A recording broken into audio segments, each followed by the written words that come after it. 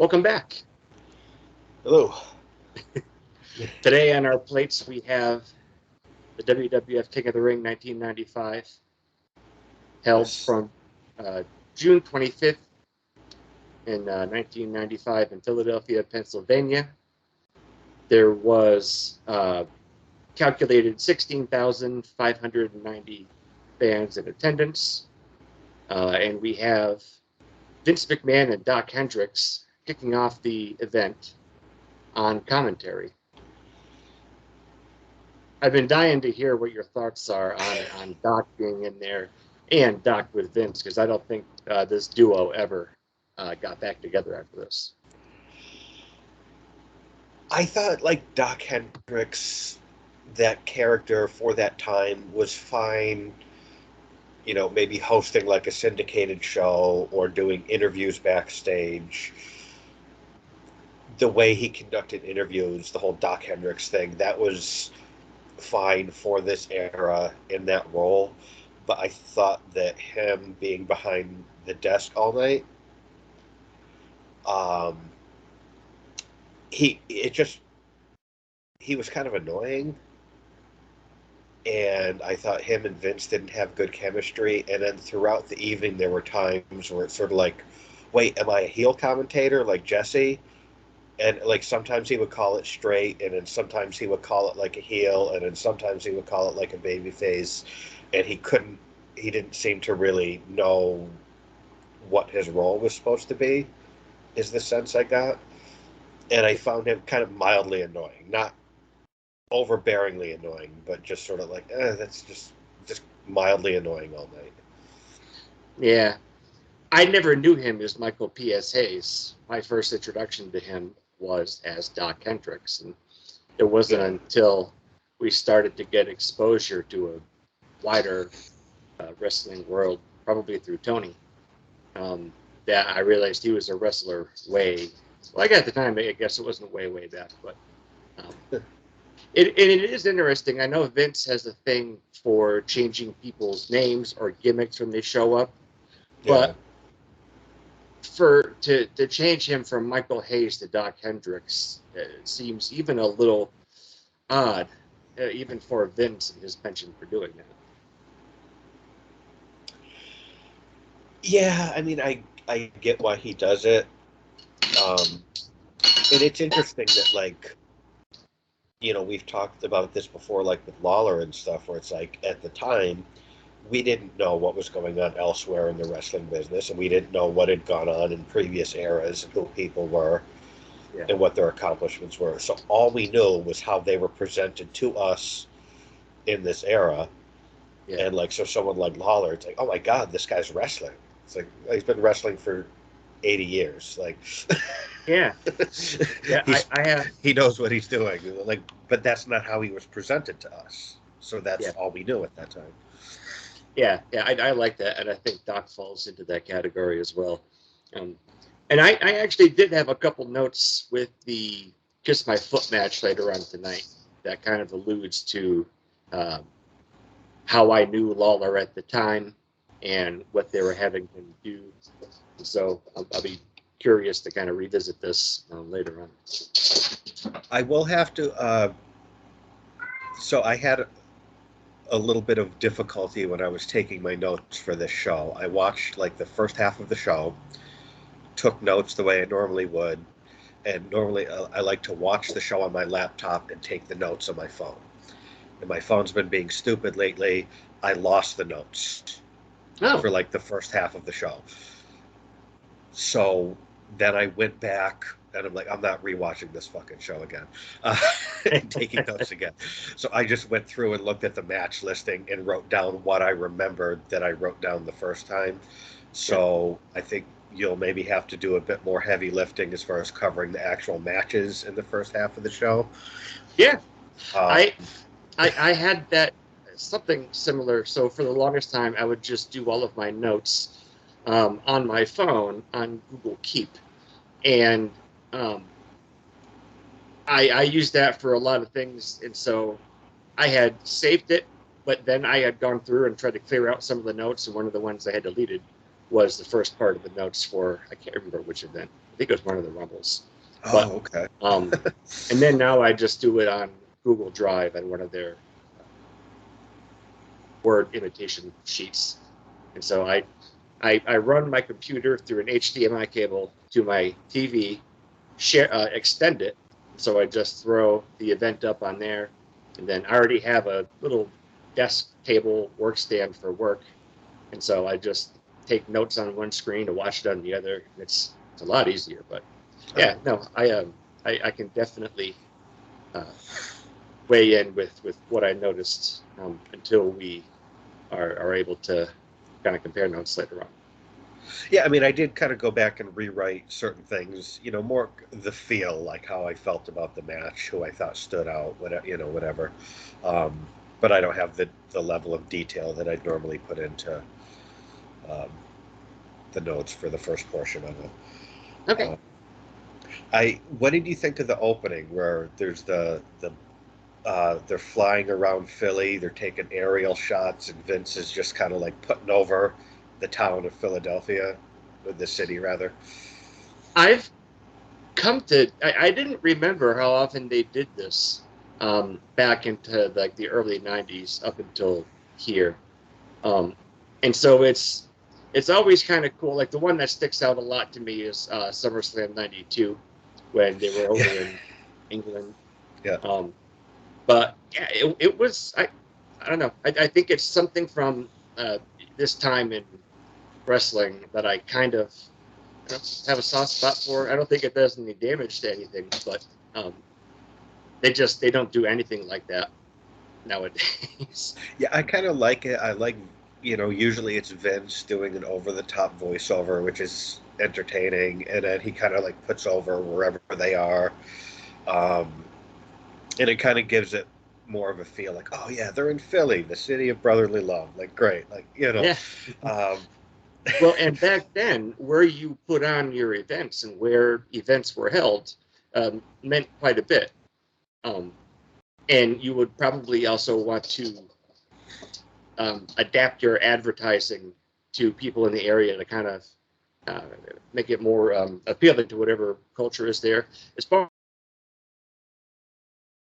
as you, I yeah, I've just kind of grown to look forward to it. It's kind of cool. And Vince is always great at putting anything over. It's probably why his voice is so bad right now. Yeah.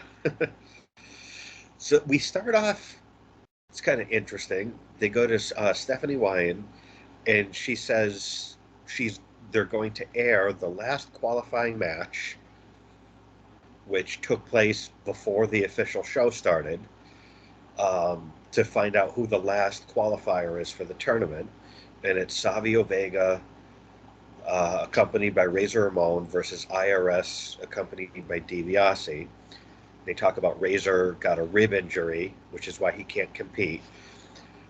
And my first thought was Razor would have been the perfect guy to win the 1995 King of the Ring.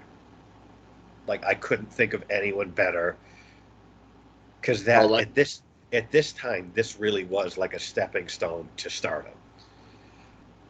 And who better than Razor in 95? Like, he would have been the perfect guy to win this tournament and end up, in a main event program for the world title with, whoever, Brett or Sean or, Diesel, Yeah. Um, do you know, was he actually hurt, or was that just a...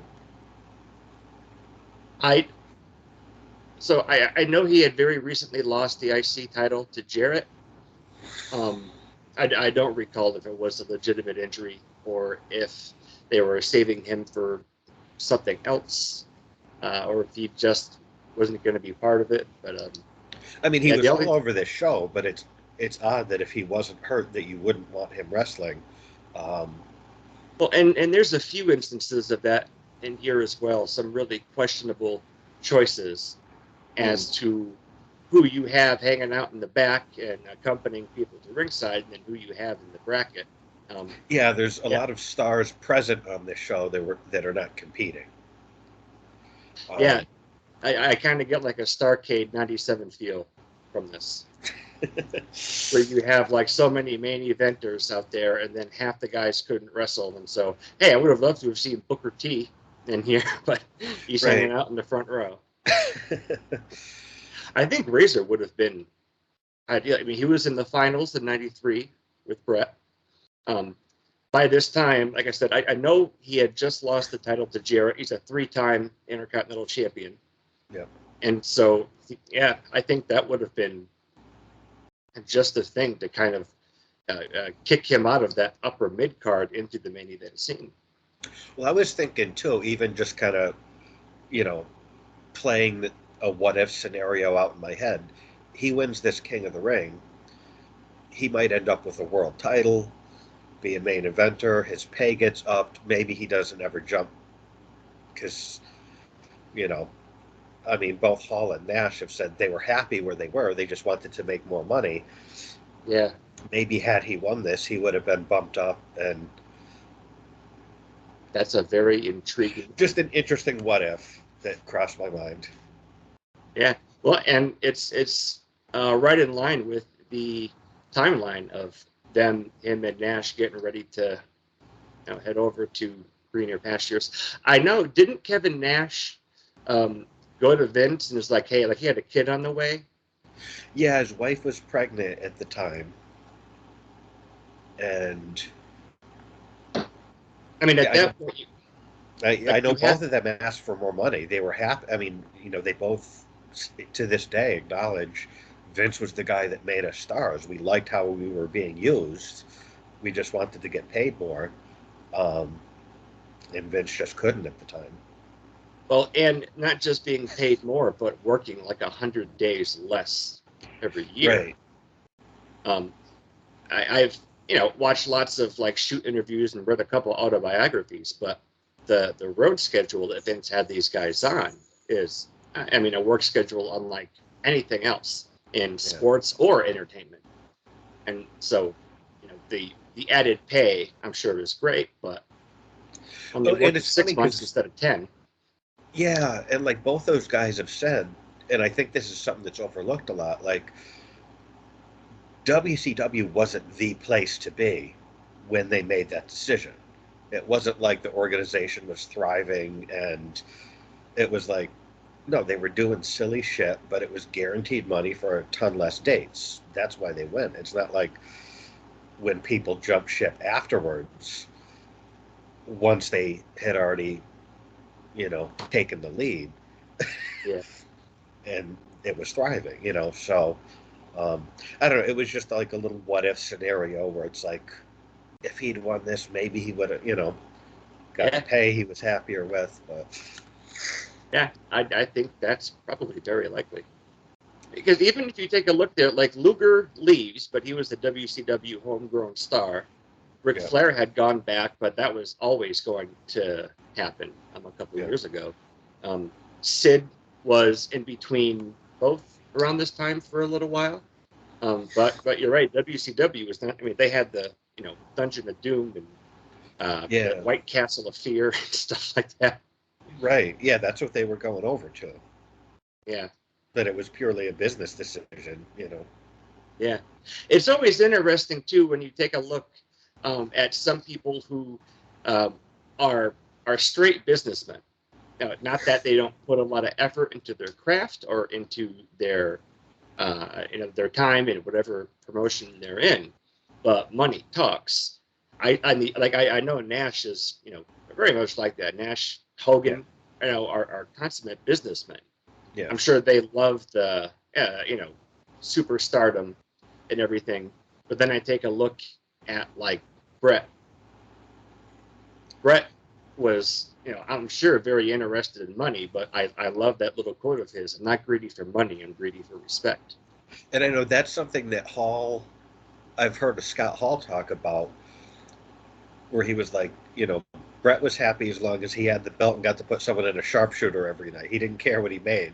And they were like, I wish he cared what he made, because that was one of Vince's things where it's like, well, Brett makes this, so we're not going to pay you more than that. He was the glass ceiling for everybody. Yeah, I've heard that when they were going to Vince for more money, it's like, well, Brett's our champ, and this is what he makes. It's like, well, he should make more too. Like, but he's not asking for it. So,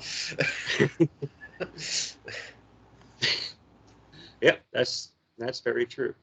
And I I don't remember their kind of jumping back to the first match.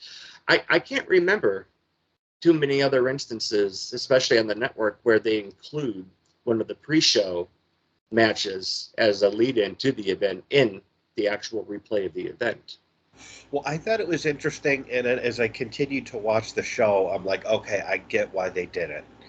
Um, to really paint Savio as this, fighting underdog, and really kind of get people to really be pulling for Savio, because he had to wrestle 4 matches in one night against the guy who wrestled 2 matches in one night.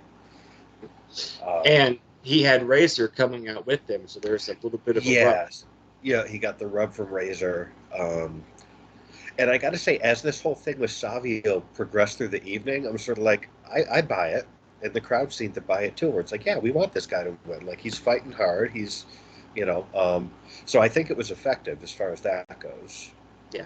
And to show him having to wrestle all these matches, he had to wrestle more than anyone else. And so, yeah, definitely effective storytelling. Yeah, absolutely. And when I saw him in IRS, I'm like, these are two guys that Tim and I have talked a lot about, who we've both grown a much better appreciation for, um, and we've been able to recognize that they did a lot more back then. These were their dependable road guys Yeah. that you can plug into any show or any event, and they're going to perform, and it's going to go well. And so I think, yeah, just seeing them here, and I know IRS would leave not too long after this as well. It was kind of cool, but also kind of sad in a way, because again, these are just guys that never got anything.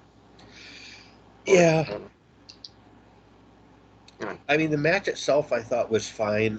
Like I said before, with my notes and stuff, I don't have detailed notes, but I just remember like it being a quick pace match, and I like the fact they both went for a lot of early pinfall attempts, because that fit with the story of like, we may have to wrestle up to 4 matches. We want to win this quickly. Yeah. So I like that. It made sense from a storytelling point of view that they want to get this over early, so they went for a lot of early pinfall attempts. Savio shoots IRS off the ropes and hits one of those cool ass spin kicks that he does for the win. I always liked his kicks. Yeah. He was like a big, kind of thick guy that he would snap those kicks off. They always look nice to me. Yeah, I completely agree. Yeah, I just noted that it was a very fast paced match, and I thought these guys both did it really well. Like you said, Savio was a bit bigger than the average wrestler. And IRS, we've both talked about how a big boy, deceptively big. Yeah, he is. And so, yeah. And if you think so, I'm going to make a lot of comparisons between this and the NFL playoffs. Okay. And these guys are the last 2 teams in the 17th week fighting for that last wild card spot. Okay. I get and that. Yeah, and that is exactly what I kind of thought earlier on in this match, and thought it was a pretty effective kind of model to tell a story through. And I did notice, even on commentary, they did do a good job of putting over the story of, these 2 guys could potentially be wrestling 4 matches within the course of 3 hours. I believe that's how they worded it. So it's, they did kind of put over like, these people are having to wrestle an extra match on the same show as everyone else. Yeah. So, and did a good job telling that story with Savio. Yeah, no, it definitely creates tension and kind of gets you a little bit more interested, because it's going to be harder or more difficult for them than anybody else. Like if you are the first seeded team in the playoffs, you get a bye week. Yeah. And so all of the other guys got that, and these guys are fighting for that wild card spot. But yeah, I saw gets the win, gets the last spot in the tournament. So then the show kind of officially begins, and we see Vince and Doc, who are very enthusiastic. I can't fault Michael Hayes for his lack of enthusiasm, because he was, putting everything over and stuff. One thing I noticed, and I don't know if they gave these away because I can't imagine people bought them. I saw a ton of those blue hats and T-shirts with the King of the Ring logo on it. I can't imagine that many fans wanted to buy King of the Ring T-shirts and baseball hats. No. Well, I don't know if they were giving them out or what, but I noticed a ton of them.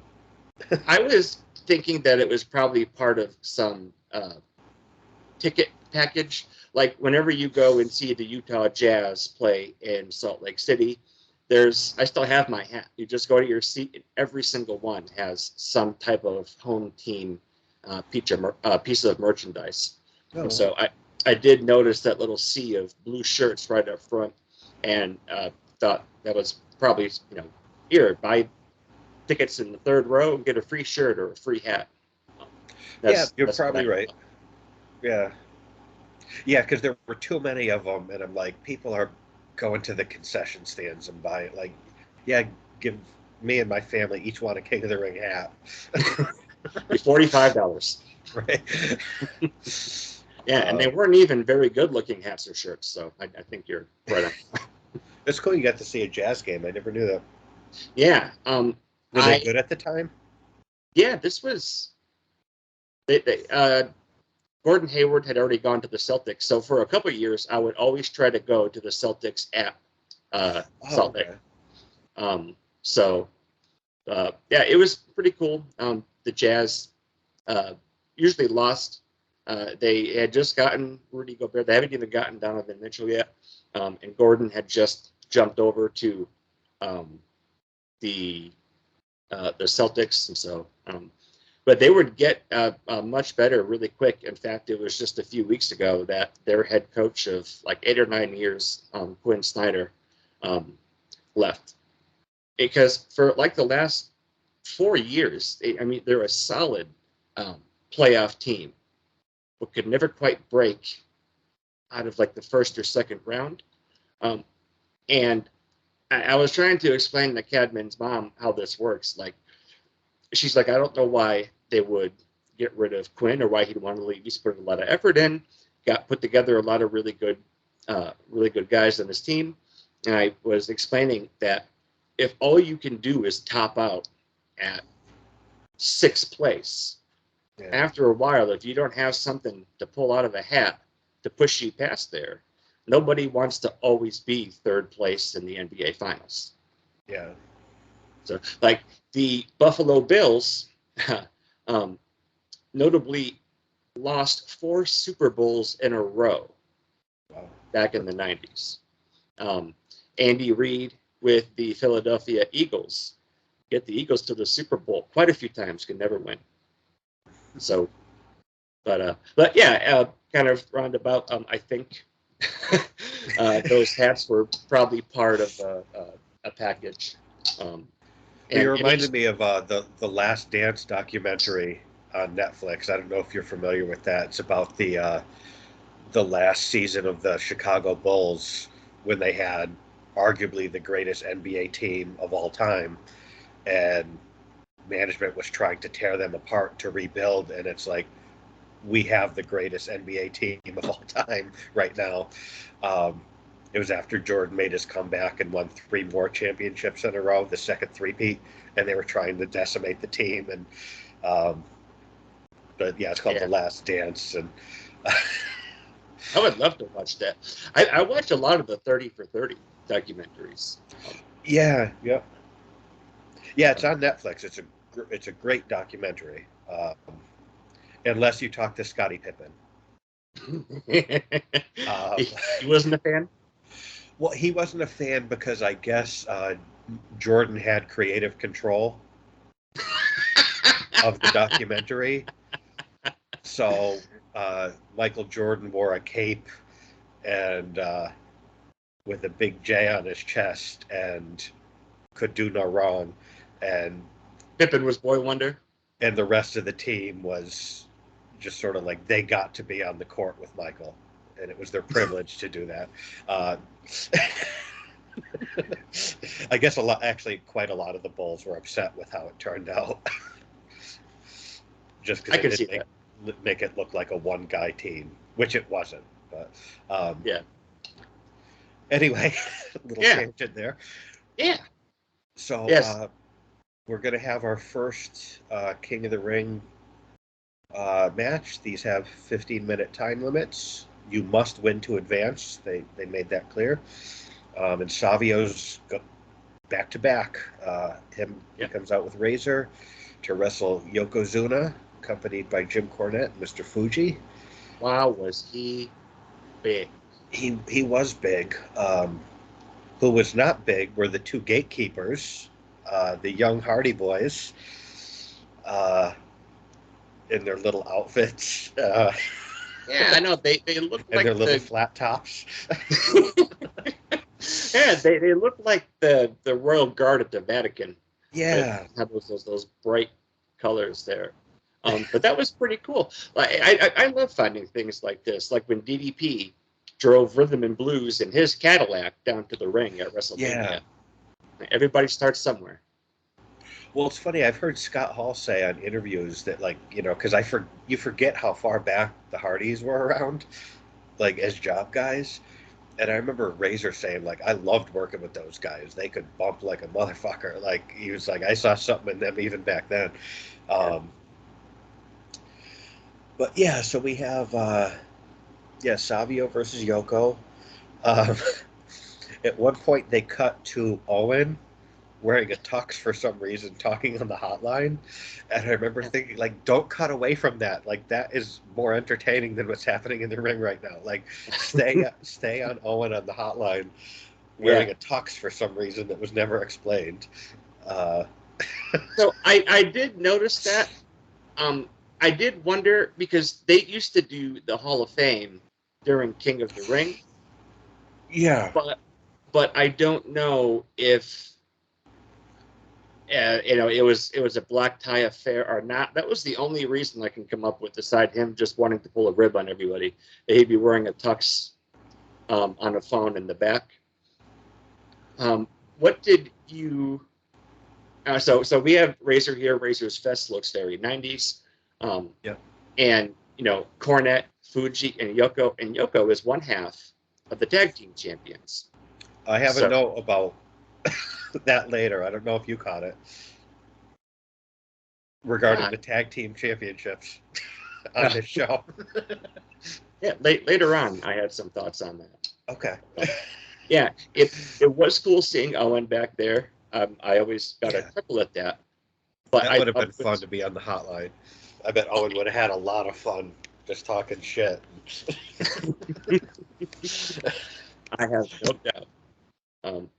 Did you think it was a little odd that, since they are tag team championships, he wasn't going to be at ringside to maybe help out his tag team champion partner? Maybe if he didn't already have two people out there with him, I would have thought that. Like, if it was just Yoko by himself and then Savio had Razor, I would have been like, why is Owen not out there? But, he already has two people at ringside, so... and Corny and Fuji are both very capable of helping out their guys from the outside. Yep, very true. Again, I don't have my original notes for this match, so I just kind of remember the finish. I don't really have any highlights of the match itself. Well, so one of the things I had noted earlier on is that the back of Savio's shirt looks just like your index card for him way back when. Yeah. Looked really cool. And Savio had SV shaved into the back of his head. He certainly did. Which was very 90s, along with Razor's vest. Yep. He came out with the Puerto Rican flag, and had the American flag kind of spread on there. So Okay, from my original notes, that reminded. Yeah, so the match gets going. Like the match is about to get going. Yoko's in the ring, and he's got a full size, grown up Japanese flag. It's massive, it and he's is. waving it. And then they show Savio with these tiny little, like it's got they're two flags that are whatever they're taped together or whatever, and one of them is the Puerto Rican flag, one's the American flag, and he's showing that off. But it's like Yoko had a full size flag. Savio gets these teeny tiny ones. Yeah, I just thought that was a funny visual. I did as well, and I was half wondering if maybe um, that was kind of a ploy or a rib from Yoko. It's just like, yeah, I'll wave my flag, and then you wave your little, bumper car flags or whatever they were. Maybe Fuji came up with that or something. But yeah, we had dueling flags. Even Yep. as noticeably bigger as Yoko was, he was still really quick, especially getting up after he was knocked down. Yeah. He gets well. This match goes longer than I thought it would, but in other events, we've seen him get gassed early on. Um, but still, he gets down. He was hopping right back up. And when Savio goes for his spinning heel kick, he ducks underneath it. Yeah, I mean, he really was impressive athletically. Yeah. But yeah, All that to his Samoan, Japanese heritage. um, yeah, there was just a couple things that I had noted. It was a much faster pace. I think I was more analyzing the things going around the match. Like I have a note about Owen in a tux backstage on the phone, the dueling flags, Savio's shirt and haircut.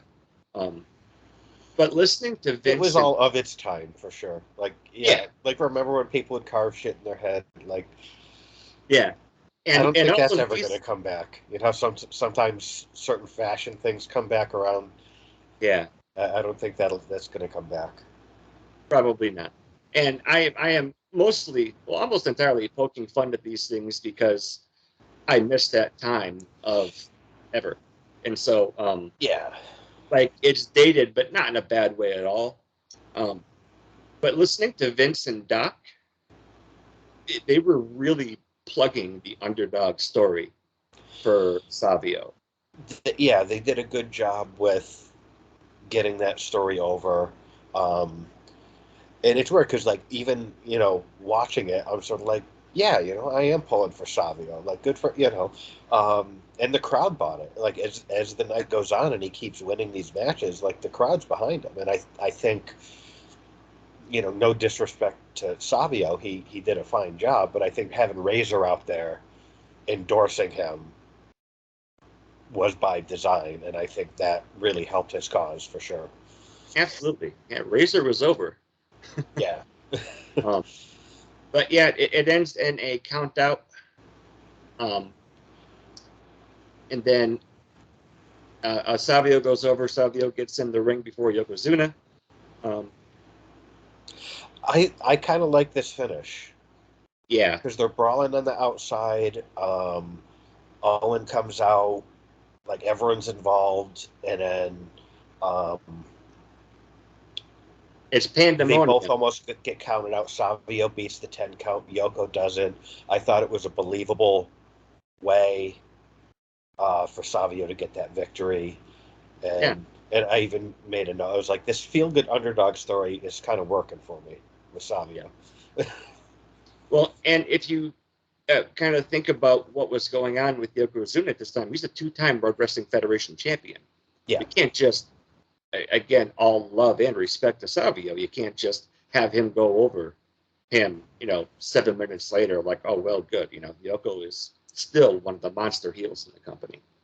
Yeah, that's why I thought this finish really worked, because, Yoko, just because of his size, it's like, okay, it's believable he's not going to be able to hurry back into the ring in time. So, yeah, smart finish. I liked it. Yep. Very uh, a very good tactical move, I guess, by Savia for that. And so I Yeah, thought the finish was perfect for what they were trying to do. yeah. Up next, I was kind of looking forward to this one. We have the Roadie, accompanied by Jeff Jarrett, versus Bob Sparkplug Holly. Now, one thing, and I don't have the specific notes, but one thing they did a good job of doing is whenever anyone came out, they showed how they qualified Yeah. for the King of the Ring, like who they beat to qualify. So they have the Roadie comes out with Jeff Jarrett, and his outfit, even for Jeff Jarrett, He was was pushing it. absurd. The cow print with like his little red glittery shirt, and then Bob Holly comes out, and then they show a clip of Rhodey beating Doink to qualify and Bob Holly beating Mantar. And I'm like, that was the most 1995 WWF 2 minutes I've ever seen in my life. Rhodey, Jarrett, Bob Sparkplug Holly, Doink, and Mantar. Like, it does not get more 1995 WWF than those 2 minutes. Yeah. Yeah, I think that's awesome. Yeah. If you had to put together a 2-minute commercial Yeah. on guess which era this came from, that I would be feel like with Rhodey, like, and I get why it never happened, but like, because they had the whole like Jeff Jarrett's the country star, and With My Baby Tonight comes out, and they do the little music video for it. He's got the Ain't I Great CD, and then like, oh, it's actually the Roadie who sang it. That's such a missed opportunity. yeah. That because they both left, that we never got to see that play out the way it could have, and then have like Rhodey could have come out to that song as his theme. Like it was just like, I know they left the company, so it never, but that really could have been something, I think. There were a couple times where Road Dogg, after he was, Jesse James is the real Double J, where Yeah. he would come out and wrestle, and he would sing that on the way to the ring. Yeah. Um, Jarrett had left, I'm almost positive, by then. Well, I And think so, Rhodey went with him, and then he came back. oh, I think so. At that point, the story had kind of, it had gotten missed its, cold, yeah, and it it kind of wasn't a missed its hot time. story anymore. Yeah. But I feel like that they really could have done something with that, because that was actually a good song, Yeah. I and love, and Road Dogg could actually sing. yeah. Well, and he would find moderate success uh, on the microphone on the way to the ring later Did on. he? Oh, Uh, okay. yeah. You didn't know? I'll call you about it. um, one of the first things I did note though was that it was kind of cool seeing the roadie in the ring. Him and that's what I was excited for this match, just to see these two guys wrestle a singles match in this era where they were at this point in their careers, and I liked it. Like this Yeah. was just a straight out good match. Um, the wrestling was good. It was very quick paced. Rhodey did a lot of dancing and strutting. Uh, Yeah, and he's his, bebopping spread. I got it. The Rhodey's look here. Nobody else could pull that off, but it worked for him somehow. The outfit with the hair, and it worked for me. Like I just like, maybe just for nostalgic reasons, I just enjoyed this match a lot. Yeah, I had forgotten how prominent his dreadlocks were, but kind of that packaged into like a white trash country singer. Right, it shouldn't work, but it did for me. Yeah. Like I don't know, like Um, I early on I wrote Holly's really flooring it to start it off, and then I punished myself for writing that pun down. But it it was it was very quick. They what was it? Road Dogg caught Holly. It gave him like a sit down power bomb. yep. And then That was Holly, nice.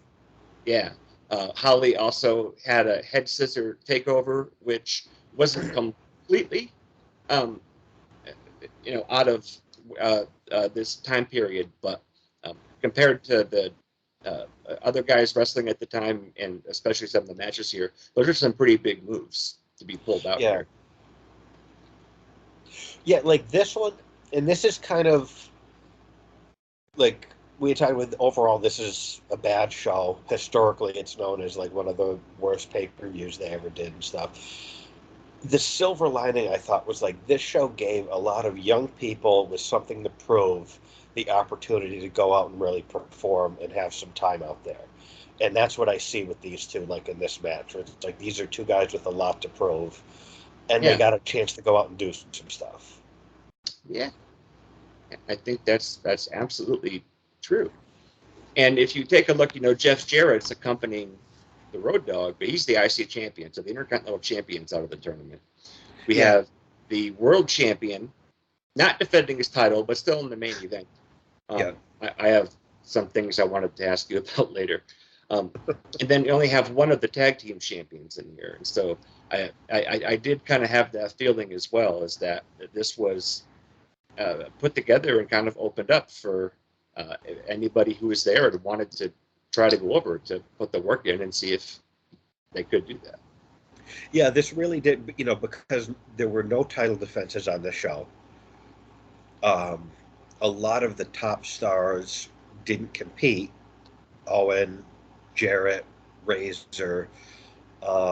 So it did open things up for a lot of young guys who normally don't get this platform to kind of go out and show what they could do.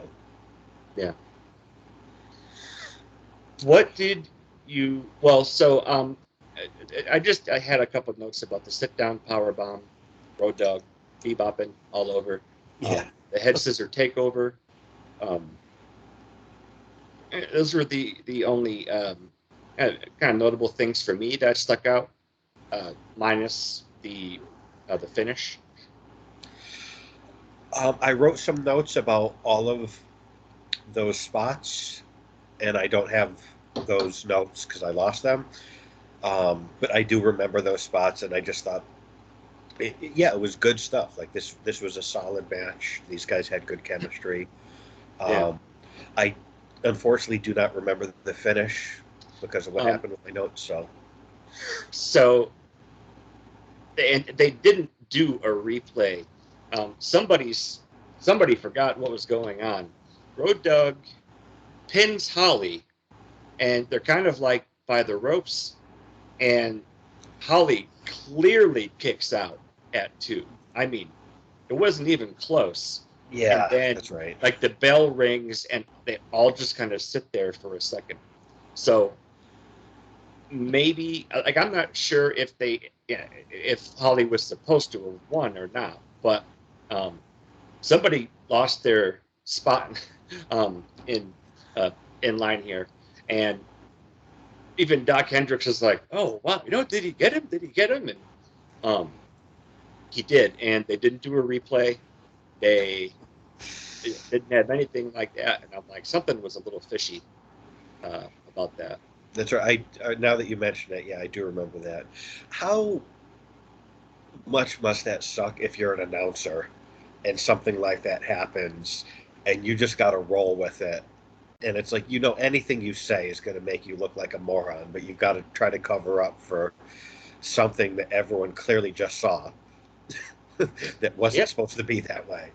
Um, yep. It is your job to inform the audience what they're supposed to believe, and so yeah. like I said, I don't know that maybe they were supposed to, Holly was supposed to have won or anything, but like again, it wasn't even close at all, and so it just kind of. I don't think that takes away from the match at all. I really did enjoy this match. Holly is one of those people I've come to have a much greater appreciation of as well. Yeah. And seeing Road Dog as the roadie was Yeah. cool, but it was really noticeable that something was off about the finish. Yeah. At some point, I don't remember exactly where, because again, I apologize. It was in my notes that I lost. They have a promo with the King backstage, and he's got these like really putrid looking socks on with holes in them, and they're all filthy, and he's just kind of talking shit about Brett. Um, Yeah. I don't remember exactly where it is, but Well, King was always great in front of the camera or on the oh mic, yeah, um, on the headset, um, and the socks did look uh, pretty putrid. Um, the the thing that I did, so I had completely forgot about those two goth people that would yes, kind of go around for a little bit.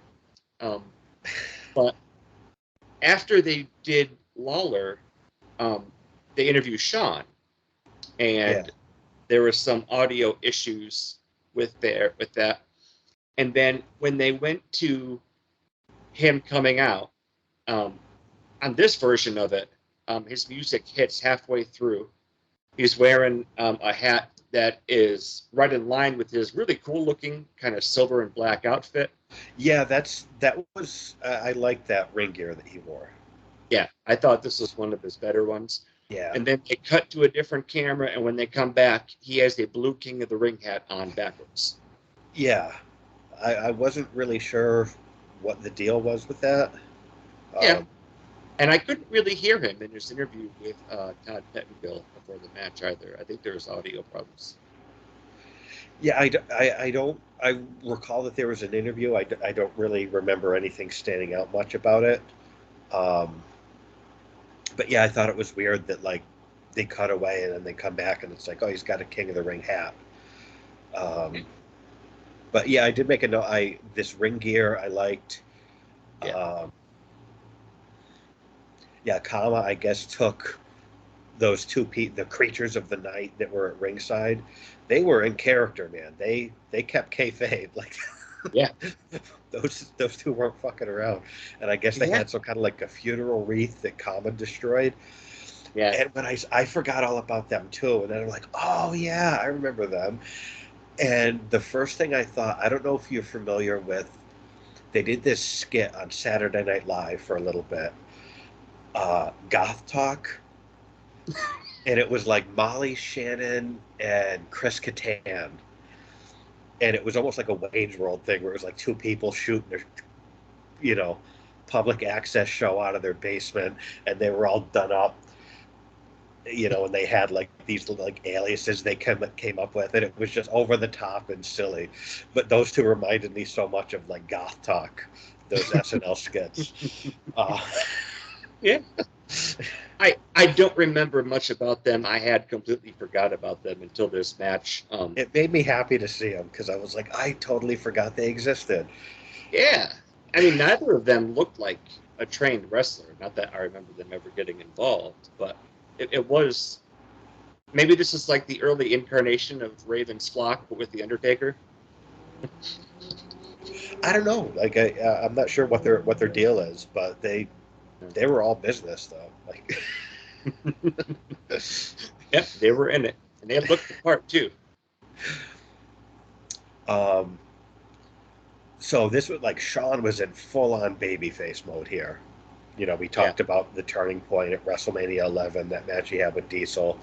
So he's like full on babyface mode, and I like that like Sean as a babyface because this was like his first babyface run as a single star. yeah, He hadn't been a babyface since he was wearing neon green and tassels um, as a rocker. But I yeah, like that he maintained his cockiness as a babyface. yeah. I also noticed that his hair was looking a lot better. Yeah, the mullet's growing out here. Yeah, Um, he looked to be in great shape. yeah. He What was clearly proud of his physique. He was showing it off, like posing and flexing and stuff. So he was proud. what did you think of the beard? I kind of liked. a little bit of stubble there. It gave him kind of a bit of an edge. I thought it worked, and like he kind of had that with that ring gear that he wore in this era. So I kind of like this era of Sean. Yeah. Um, and yeah, the mullet's growing out. Um, Yeah, and this was, like you had said, right at the beginning of his first run as a babyface single star. Um, yeah, but since this was a Philadelphia crowd, which is usually a pretty tough crowd and always a little bit edgy, um, yeah, even though he's a new babyface, they were popping quite a bit for him. yeah. And this is also the era of Vince's insanely biased commentary towards Sean. Um, where I made a note, and I'm like, if anyone will get this, it's Chad. I'm not sure, but it's sort of like um, I made a note where it's like Vince's commentary at this time, where it's like, does he have like a loose leaf notebook on his crotch to I don't know, you get the Romy and Michelle reference. Remember, because I remember we used to love that movie, and I should watch it again. That was a really Yeah, great movie that no one has seen.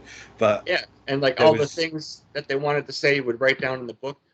well, no, there was a thing. Alan Cummings' character was like the nerdy kid, and he had a thing for I don't know if it was Lisa Kudrow or Mira Sorvino, but like when they showed that thing in high school, he would always cover his crotch with a loose leaf notebook because he couldn't hide his He got an erection every time she was around, and that's what I feel about Vince in this era of Sean. Where it's like he's got a loose leaf notebook under the desk, That is brilliant. and you can hear it on commentary. But You sure could. Um, so I I, noticed. Oh, go ahead. I was going to say I wanted to talk to you about the Supreme Fighting Machine gimmick. Um, because it's kind of like I think what it was trying to be, because I don't think it was successful, but I think what it was trying to be was ahead of its time. But I don't think it quite they quite pulled it off. Like I kind of feel like the Supreme Fighting Machine was like supposed to be kind of what Taz actually was. Yeah. Well, and so I've never thought about that, but I think you're right. So around this time too, were the very early days of the UFC, um, and you had a guy who looked he looked the part. He wasn't super successful, but his name was Chemo Leopold, Mhm. and so Kama's whole shtick was kind of borrowed from there, Kama to Chemo. Chemo was very notable for, again, he looked like a badass, and he was yeah, this is back when the UFC was first around, and so they're getting a lot of news coverage of it. But I know that they styled Kama, even his hair, after there. I've But heard Godfather say in interviews that Kama stood for kick any man's ass. I've heard he came up with that, and that's where Kama came from. it's Which probably, I believe he could. yeah, I will not question him on that. yep, I'm right there with you on that too. But I But thought it was kind of ahead of its time for them to try to do this sort of thing. I just don't think because he didn't necessarily wrestle that style. yeah, It's not like Ken Shamrock later on, I think did that effectively. and I really like your idea about Taz kind of stepping into this role. I think, and he did pull it off. Did you notice? So you have he's the Supreme Fighting Machine. He's like an MMA fighter, Yeah. which didn't really exist back then a whole lot. But um, he was always kind of shadow boxing and everything. Yeah. And Which Sean was more than happy to mock. Yes, that was. I noticed that Sean got uh, a lot of pops from the crowd, and once he was in there, he was floating like a butterfly and stinging like a bee. He was, ducking and slipping punches, and I thought that looked great. This was kind of the era where Sean stepped up to a whole different level, and in this era, I feel like he was just untouchable. And he did a lot of shit like this, where like he was never not moving. He was like mocking everyone. I remember seeing him versus Yoko, and he was doing like the little stomp, like sumo, like he would just mock everybody. Um, But he would the whole gimmick for Kama, like Supreme Fighting Machine, MMA fighter, and there's Sean boxing with him. yeah, he's mocking that, and at one point, like he does something, and then he goes over to DiBiase. Like he looks down at DiBiase, he was on the outside, and he just goes, Yeah, like, yeah. I noticed that. The only thing I could think of was that he was saying Kama was blown up. I'm unsure, but that was pretty noticeable. I don't know what he was trying to get across, other than kind of being a prick, but like. But it was very noticeable. It was whatever it was entertaining. But Yeah, yeah, this was, I think, Sean kind of knows he's finally getting the push, and he's just sort of like, just untouchable at this point, I think. yeah.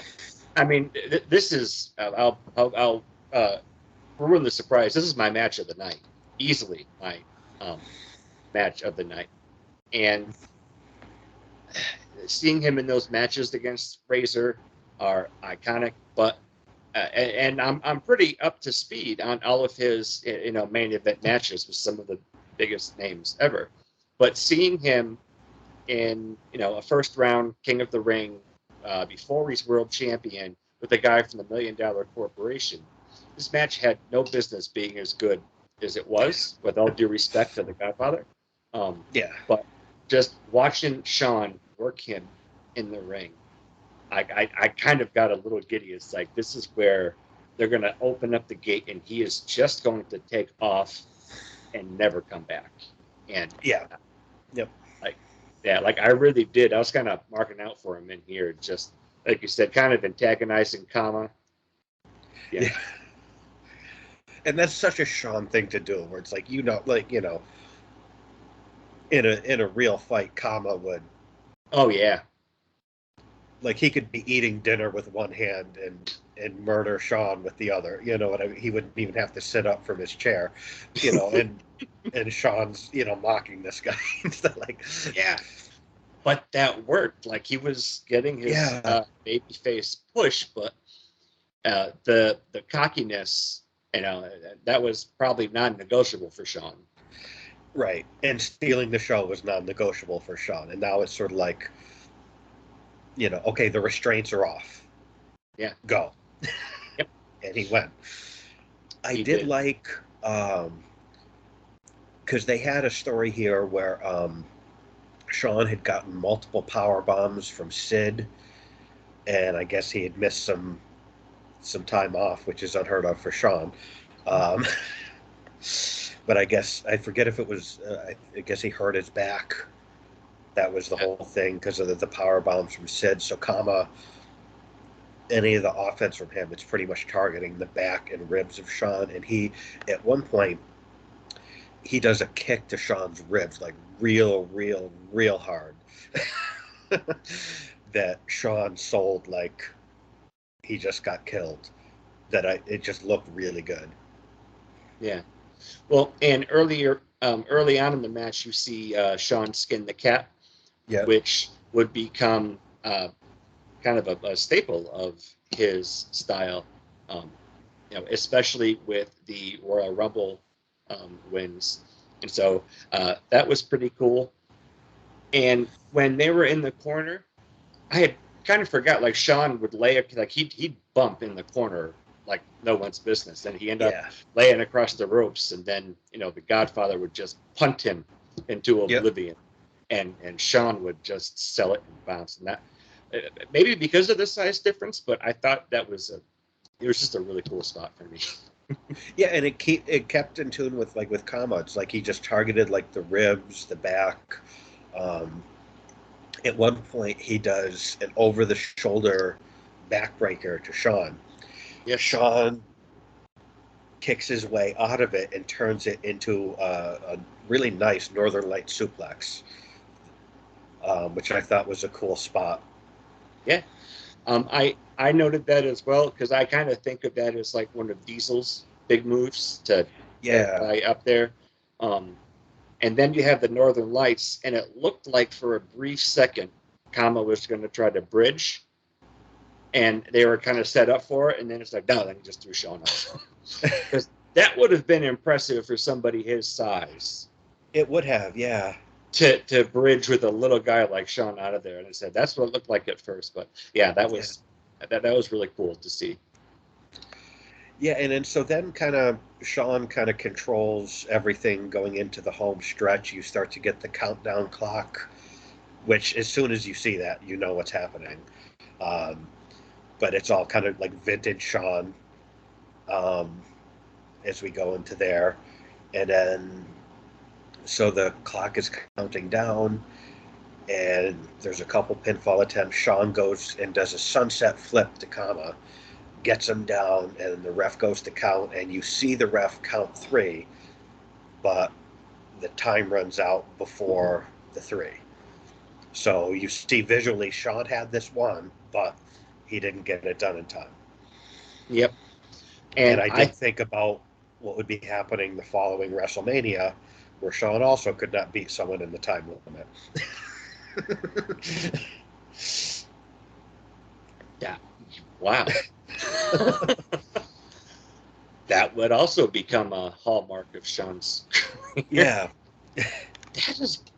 That's awesome.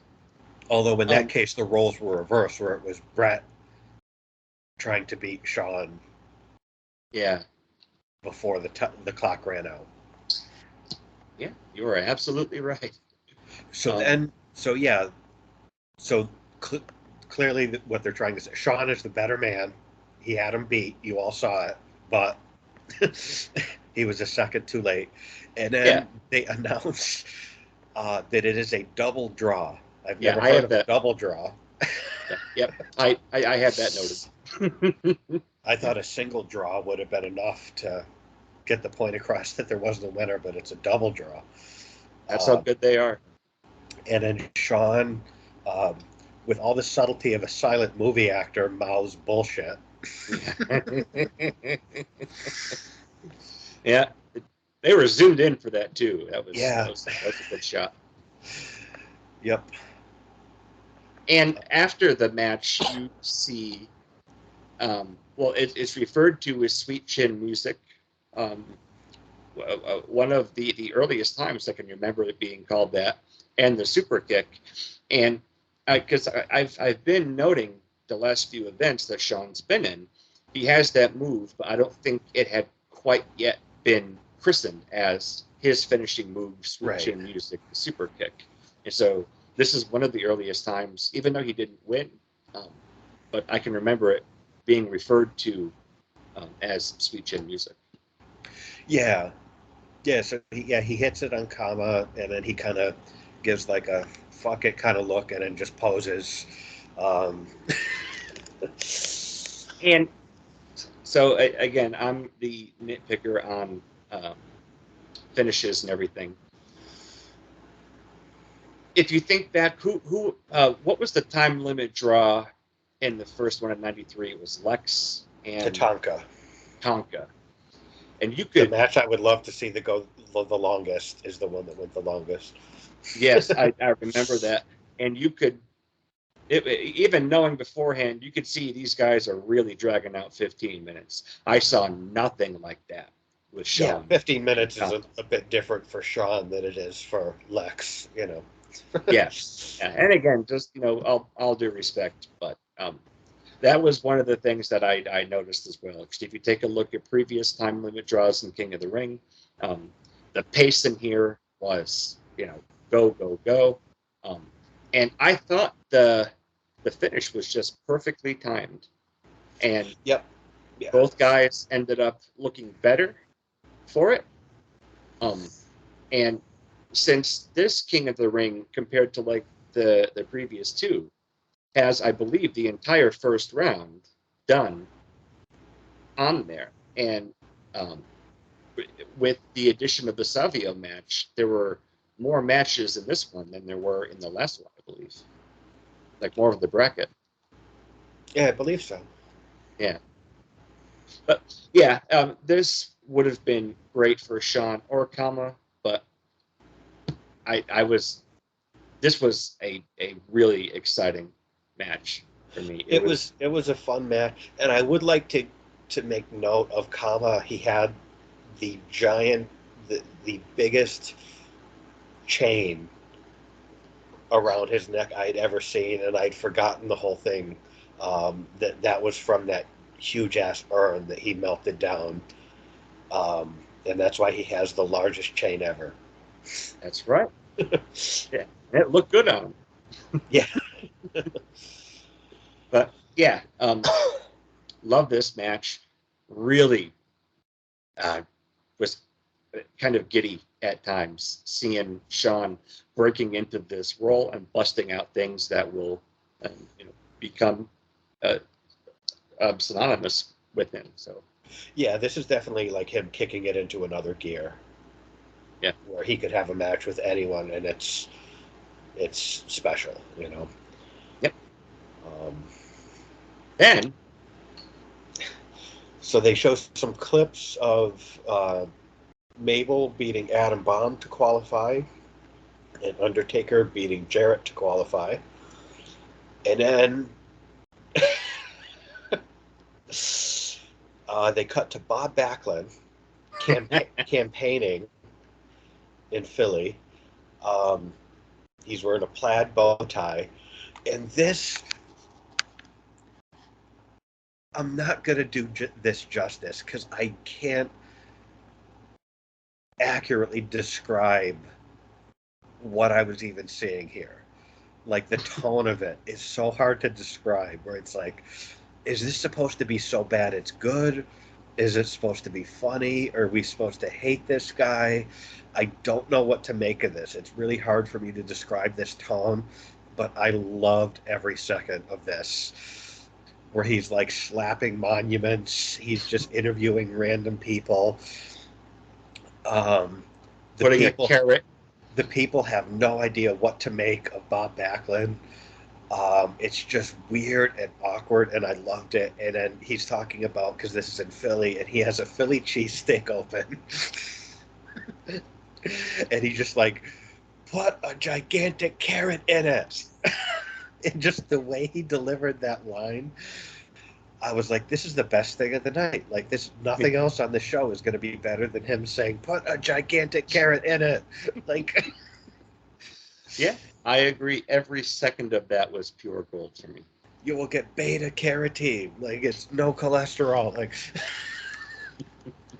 it was just so weird. And then, and I was like, I wonder if Chad caught this. Because then they cut to Vince, and he asks the Spanish announce team and the French announce team what they thought of Bob Backlund's campaigning. And so whoever the Spanish announce team is, they say a little something, and then they cut to they're like, oh, Ray Rougeau, what do you think of Bob Backlund's campaign? And he says a little something, but I noticed on the French announce table was Yokozuna's tag team belt from earlier. Someone just left it out there on the table. And I was like, I wonder if Chad caught that. I did not. Yeah, they just forgot the tag strap out there from Yoko's match. They left it on the French announce table, Steve. Yeah, how did it get to the French table? I don't know if like Fuji or Corny must have just left it there, but it was out there. That was a couple matches prior to this, and it was still out. They just forgot the tag strap on the French announce team table. That's fantastic. I'm gonna have to go back and watch the first half of this just so I can pick out these things. But I saw that and I was like, Oh, I really hope Chad caught that because I want to talk about this. No, I didn't. Wish I had. But yeah, that's very odd. That's what it meant to be a tag champion back then. Leave it with Ray Rougeau. He'll take better care of it than we will, for sure. And then he finally gets to be a tag team champion. He knew what it was like back when the tag team division was good. That's fantastic. Yeah, no, Yeah. I did not. I didn't pick up on that. But I also wholeheartedly agree that whatever Bob Backlund was doing was just fantastic. Yeah, I don't know what the tone was supposed to be. It was just so weird and awkward. But I loved it. He was so entertaining that I popped for put a carrot in it. Like And like zoom in, and he was brilliant. I had always remembered his little spat with Brett, with a lot of disappointment, and I don't think all of it is unfounded, but just seeing him in that character, even in the middle of a match, he was all in with that. that guy was dedicated as hell. He never broke character.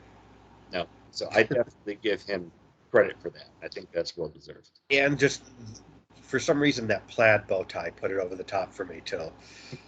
Because normally he wore just the regular red one, but it's like, oh, he went plaid this time. Like, I have to go back and rewatch this now. put a carrot in it.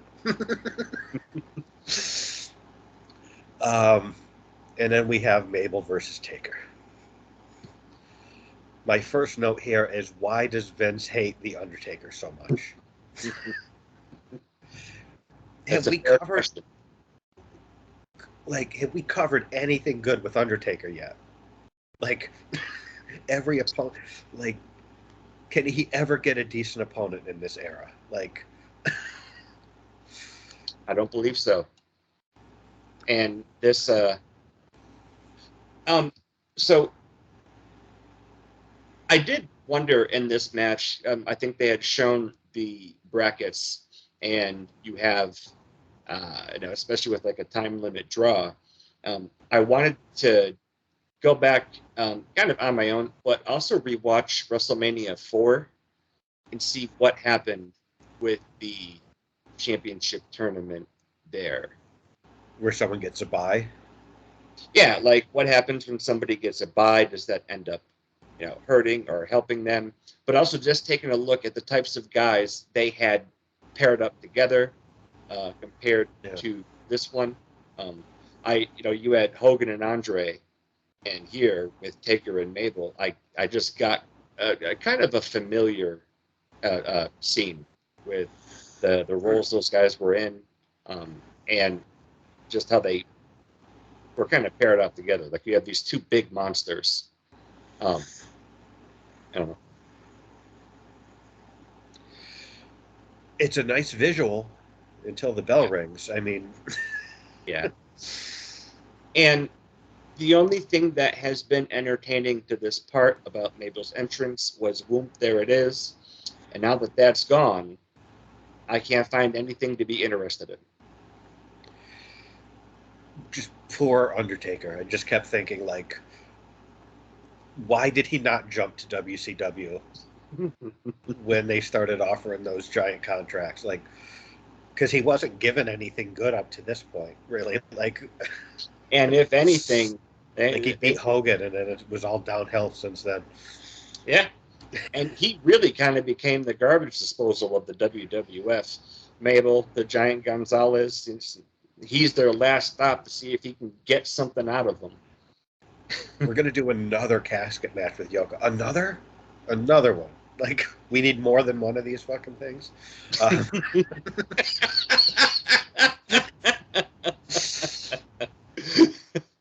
Well said.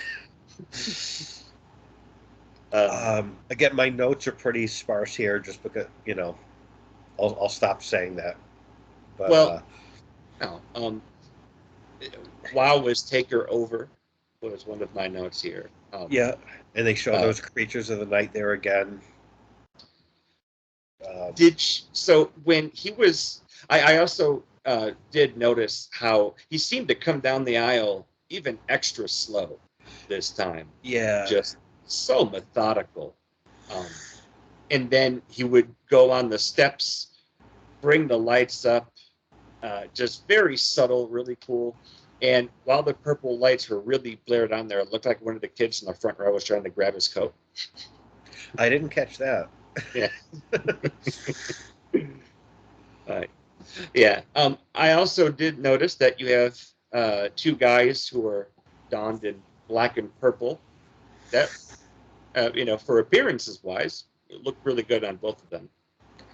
Yeah, I mean, Taker's didn't look like pajamas, at least. Yeah. And again, with Whoop There It Is gone, I don't have anything else to be interested in now. That was one of those I listened to or watched you and Tony's thing about the ring attire, and like I think of Mabel has consistently, in any version, any gimmick he's had pretty consistently bad ring gear. All pajamas. Except when the thing is, like, because then he did the thing where he had the little tank top with the thin little straps. That's And then right. I'm like, please bring back the pajamas. Your torso is not something that needs to be exposed. Like, Yeah. it was. That was when he was first brought out as Viscera, I believe. Well, there was Viscera, then they used like Big Daddy V. Oh yeah. Yeah, I think It might have been the Big Daddy V. I don't remember, but like I just remember like his torso was so offensive to look at. So it's like, please bring back the baggy pajamas. Like, yeah, and so him wearing this black and purple onesie was a good look for him. yeah, we didn't know that until we didn't know what we had back then. We didn't know how good we had it with the baggy pajamas. He does, and I've seen him do this a couple times, and I guess it's how he does the move, but he does kind of like a version of like the Boss Man Slam that just looks like dog shit. Yeah. And he delivers it that way consistently. So I guess that's how it's supposed to look, but it looks terrible. Yeah, and I think that was when it almost looked like he had kind of fell and landed on Taker. Yeah. But I've noticed covering these matches, he always does it that way. Because the first time it's like, oh, he messed up a Boss Man Slam. It's like, no, that's how he does it. Like, that's the way he delivers it, and it looks terrible every time. Yeah. At one point, Taker gets hung upside down outside of the ring. His foot's caught in the ropes. And Taker, Mabel, Paul, and the ref are all trying to get him out. Yeah, I don't think that was a planned spot. Well, that's not a position that looks comfortable, and it looks like hard to get out of there, especially if you're Taker size. It might be different if it was like Owen Hart or something hung up like that, but well, and Taker, being the size that he is, he almost looks silly, kind of hanging like that. So I'm pretty sure. Yeah, it made him look vulnerable, which is, especially this era of Taker, he doesn't look vulnerable. But yeah, I noticed that.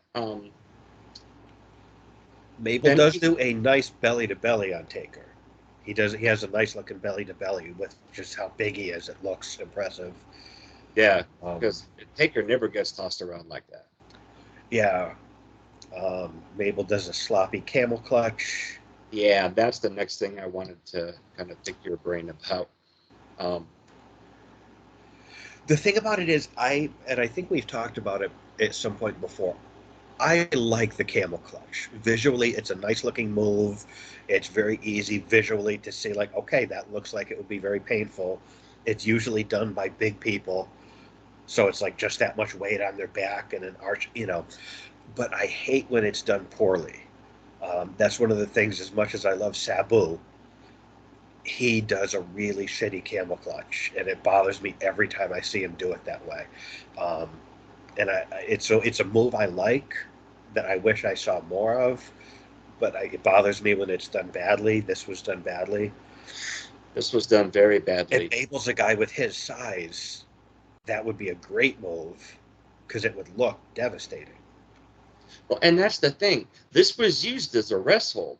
I do not consider the camel clutch a rest hold. No, he could finish people with that. Like, Yeah, and he was just big ass down on Taker. yeah, If since this did look like an obvious rest hold, that couldn't have been easy for Taker because he's just getting kind of pulled in half, and he's got 500 pounds right in the small of his back. yeah, that's got to be hard to breathe in that Yeah, position with the guy because gravity doesn't lie, you know. Um, yeah, but yeah, that did not look good. Um, did did you see where Taker gets whipped into the corner and almost kind of bounces off like Mr. Perfect? yeah, yeah.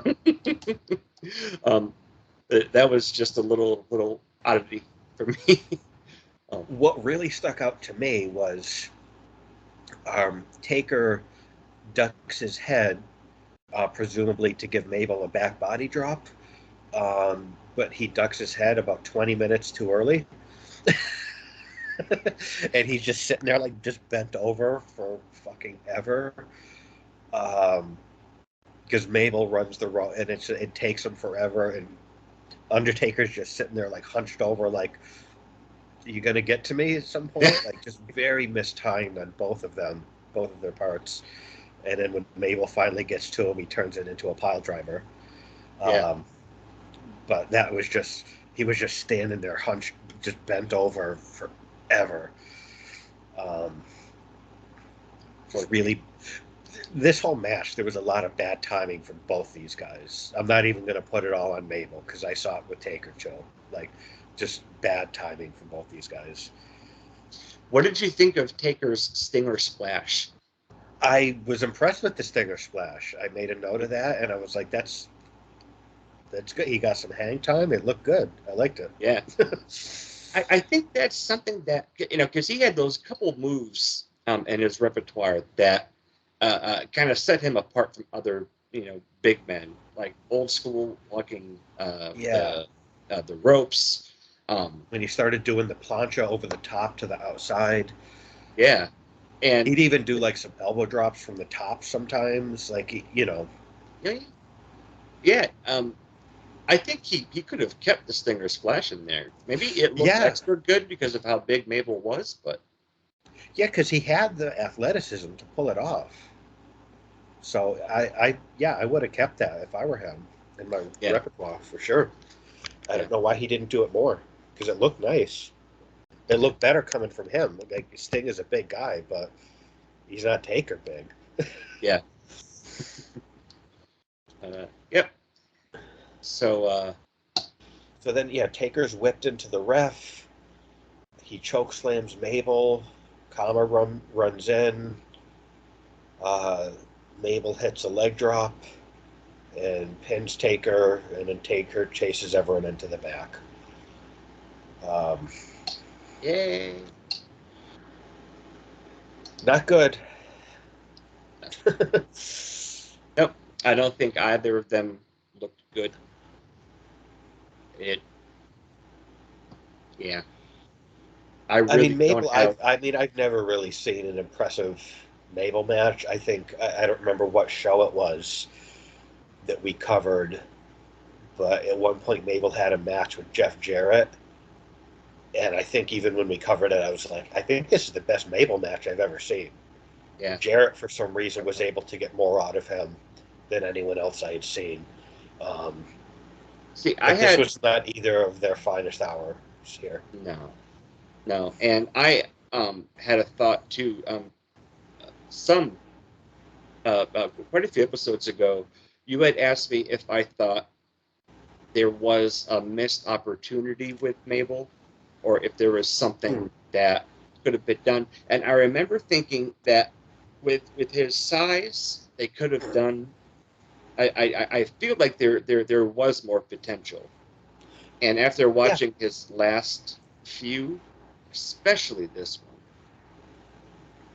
if you can't get a halfway decent match out of Taker,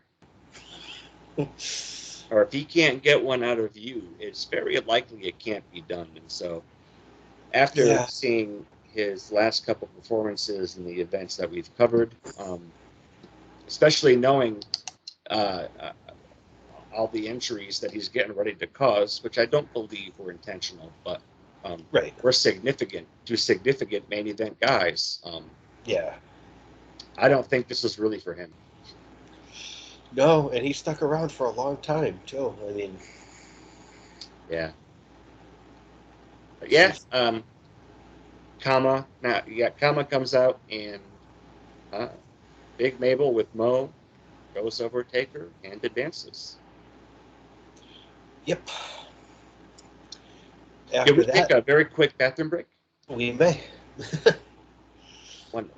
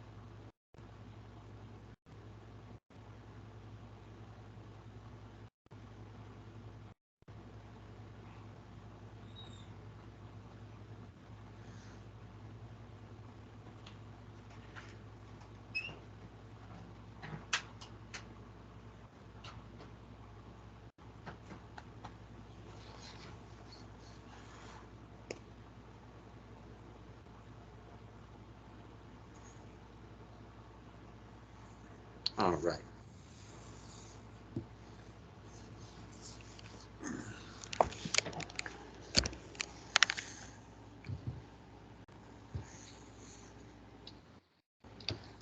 All right. So now we left off. You were taking us into the semifinals. Yeah, and prior to that, they show a clip from the Hall of Fame ceremony, which is you had said earlier they do. They did at King of the Ring, and I always enjoy the Hall of Fame ceremony. So they just showed some clips. I don't know. It was cool. Like it made me feel nostalgic. It made me feel good just seeing the current wrestlers interacting with the inductees. Yeah. Some of the highlights: Big Cat Ernie Ladd, Ivan Putski, Fabulous Moolah. It looked like a fun night. Yeah.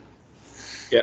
And this would go on to become one of the biggest events of the year once it gets moved to WrestleMania weekend. But yeah, it was pretty cool, and the they showed little clips of some of the guys, like Putski back in the day. Yeah. Man, was that guy something different, something else back then? That guy was jacked as hell. Yeah.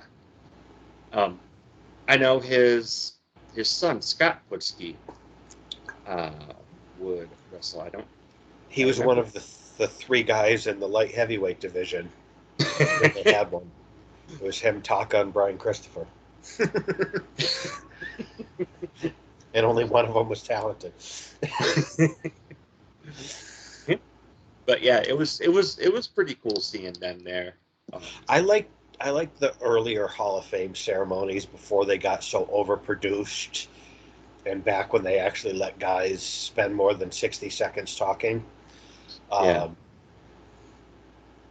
I so I like kind of the earlier ones before well, it was really a TV show. Back when it was kind of like a special night for the wrestlers instead of like, okay, you got 60 seconds, talk about your whole career. Like,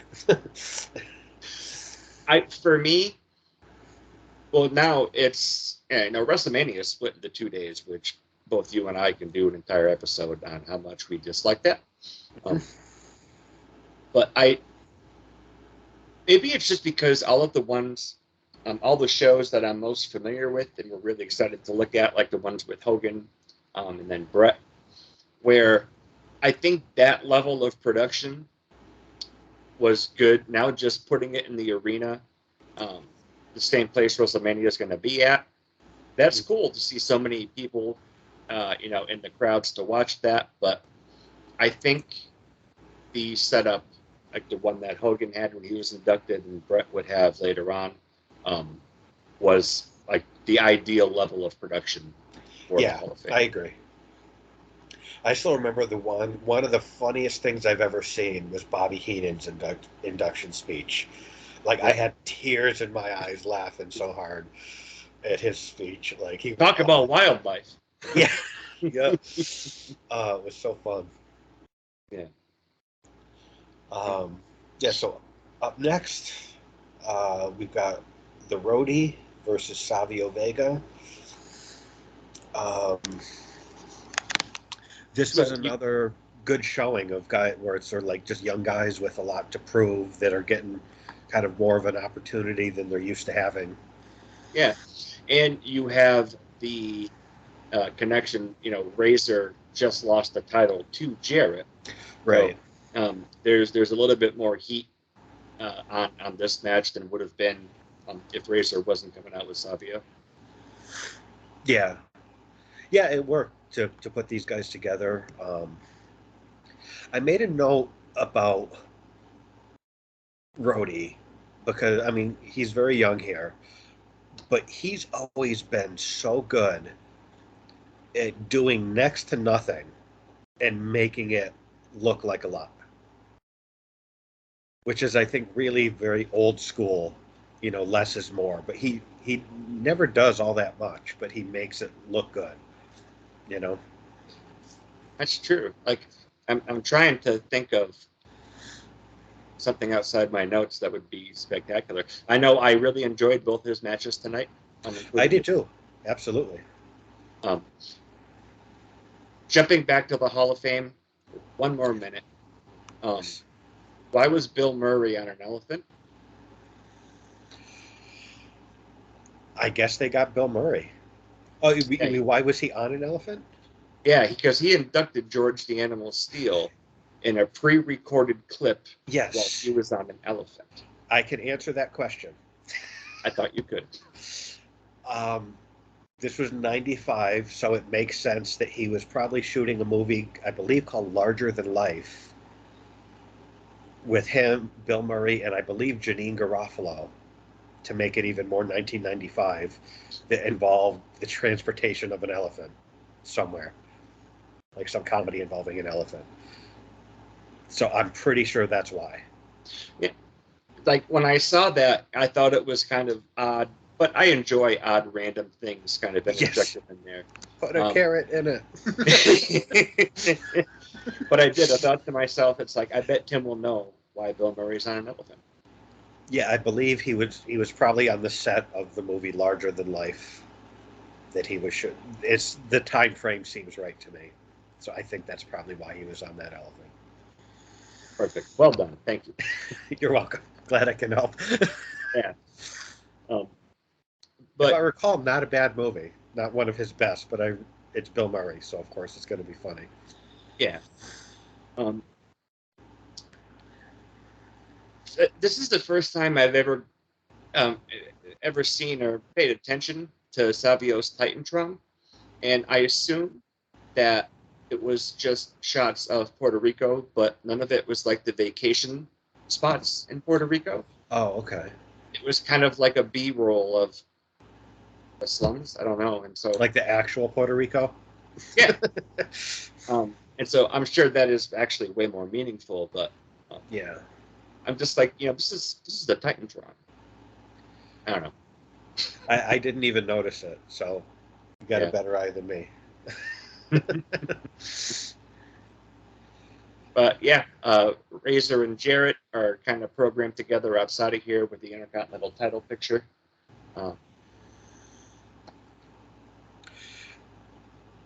Did anything of the match itself stand out to you? Because all I really have is the finish. I remember it being a solid match that I enjoyed. I don't have anything exceptional except for Doc Hendricks making a joke about Puerto Ricans stealing hubcaps. Okay, that sounds about right. Yeah. Now that also dates it back to the '90s with the pre-Attitude Era humor. Yeah. They did say that the following night Savio is going to get a shot at the Intercontinental title the following night on Raw. And so that's double whammy. He can become King of the Ring tonight, and then he has a title shot the next night. So I just have to wonder, and I know I'm overly being nitpicky, but it's like, why wouldn't you?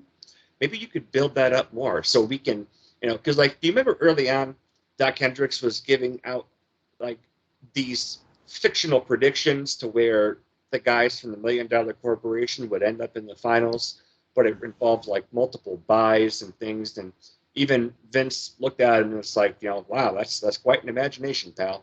Yeah. And so I just thought, like when Piper had a chance to become double champion in one night, they built that up. Savio's your underdog star right here. And maybe they did talk about it at the time, but I'm like, if he's your underdog here, why not throw in just getting a title shot tomorrow night on Raw? I don't know. Yeah. No, they could have done more with it for sure. Yeah. I know that's being a little too much, but I don't know. No, I mean, I think anything like that, why wouldn't you put it over, Yeah. But yeah, I don't have anything spectacular from the match. Sean Mooney had a microphone at ringside. I didn't catch that either. Yeah. Did he do anything? I just wrote, wow, it's Sean Mooney. I can't remember. Oh, okay. Sorry. So I have at one point Jarrett hops up on the apron. Savio whips Rhodey into Double J, but Rhodey stops short. Savio hits a running knee to Rhodey's back. It knocks Jarrett off the apron, and he rolls up Rhodey for the win. Okay finish. Yeah.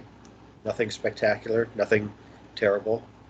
And then afterwards, Carlos Cabrera interviews Savio at ringside. He's speaking in Spanish, and Doc is out there too, and he's mistranslating everything Savio says, very heelish. Again, I guess for this segment, Doc decided to be a heel for 60 seconds.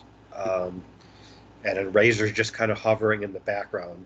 And I was kind of expecting Razor to do something because Doc was kind of shitting on Savio's promo, but he didn't.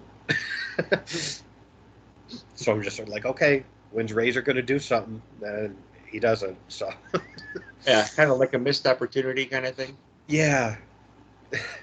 And maybe he legitimately couldn't hear what he was saying. I don't know. They did seem to be having some audio issues, so Yeah, and it's like, dude, he's talking shit about your boy. Like, you're right there. Like, because he's saying, like, Savio's saying whatever he's saying in Spanish, probably a generic babyface promo. And then Doc's saying stuff like, it's like, oh, I'm not going to be able to get it done. I don't have what it takes. He's saying stuff like that, mistranslating. But yeah. he got away with it. Yeah. Uh, Next, we have the reason Brett couldn't be in the tournament. yep. Bret Hart versus Jerry Lawler in a Kiss My Foot match. Now, I wanted to ask you, because I thought I remembered seeing like on some sort of VHS tape that one of you guys had building up to this. Didn't they have vignettes where King was like soaking his feet in like shit or like something awful? Like, didn't they kind of build this up for a while, like on the Raws leading Yeah. up to this? Yeah. Like, oh, I'm not washing. And I know there was the little promo earlier in the show, but I thought they had kind of put a lot of time into building this up. I do remember them doing that. I can't remember offhand any of them, but you're absolutely right. They had those with King. Really, Okay. King is great, even in this. Oh, yeah. This is kind of silly, and again, it's just a reason that you can keep, the Brett out of the tournament because he doesn't need it at this point. But Right. King was just, I mean, as a performer, on the mic, on the headset, he's just great. Great. Yeah, absolutely. Yeah. And there's that whole thing where like he's always talked shit about the Hart family, so it's a natural thing to to go here and um, so yeah, I just wanted to check with you because I remembered vignettes that were not shown here, and I'm pretty sure they existed. I'm pretty sure I'm not imagining that. So I just wanted to check with you that those in fact happened because I thought there was something where he was like soaking his feet in like shit or something awful, like just his bare feet, and he was talking about how he didn't wash his feet for like weeks prior to the match or whatever. So I they did do a good job of building this match. Yeah, absolutely. Yeah, like I said, I can't remember anything specific, but I am very sure that they had those little spots on television coming up to this. They do a Brett promo. I like that Brett is like low key funny. Like he's not funny like DX funny but like just like he'll phrase things a certain way or whatever to be funny, and I just like he's like talking about like I'm not really thrilled with Lawler's lips being on my feet. Like just like the way he delivered it, it was just kind of like that low key Brett sense of humor. Yep. That I like. Hypnosis, whatever. He's great. Yeah, I enjoyed this little bit here. King is just so over the top, and Brett is like, I promise, he said like I promise my fans that, he's gotten the better of me before. He's not going to tonight. It was a great little Brett promo, and that little line was pretty funny. Yeah, just the way I'm not really thrilled with his lips being on my feet. Like, how over did that Burger King thing get with Lawler? Like, it's amazing going back and watching this stuff. Like, people in the crowd had those Burger King crowns, and they would chant it, and he'd act all upset. Like, they really got that thing over. Yeah. Yep, they did, and again, like I did have a couple notes here that at the time, didn't know who Lawler was. Didn't know. I just always thought he was, a really funny announcer. But yeah, he was always so good. Again, just as a performer, that hey, this is getting under my skin, and like his facial expressions would be great. I love how he'd always act surprised if they're chanting Burger King at him. Yeah, oh, he'd put it up. Because that's the thing. If he didn't sell that, people would stop doing it. So he's got to act upset. Yeah. He always did. He was good at, like, just the little touches. Like, I remember, what was it we covered recently where he was doing something with Doink? I don't know if it was, like, Survivor Series or something. and he gets a pie to the face, and then he's walking back and he looks at the replay of him getting the pie to the face and he sells it again. Yeah. And I'm just like, that's such a pro move to sell watching the replay of Yeah. like most people wouldn't do that, but he did. Yeah. Wasn't that the mixed tag match? Yeah, you're right. Yeah, it was the mixed tag match. Yeah. Yeah, Again, he was definitely a pro for sure. yeah. And that Burger King stuff went on for quite a while. It's just amazing how over that got. And it was all because of how he sold it. That's the only reason it stuck around. Yep. Because, if you're trying to talk shit to someone and they don't sell it, you stop. Like, Yeah. if it doesn't bother them, then you're not going to keep doing it. So the match is pretty much just a fist fight for the most part. Well, They go to and the. Oh, go as ahead. they were coming to the ring, Stephanie does like an interview with the King on his way to the ring. Yeah. I did have trouble hearing him again, but because they both just did like a pre-match thing in the videos, I thought this just was a little oddly placed. It didn't seem necessary. They both had a thing where they said their piece. Yeah, there didn't need to be something on the way to the ring, and I didn't really catch much of what was said either, just because of the audio problems. Yeah. But yeah, you were right. This is just an all-in-all out fight. Yeah, like they go out to the outside, and the guardrails and stairs are utilized. Lawler hits 3 pile drivers on Brett, and he's like jaw jacking with the fans.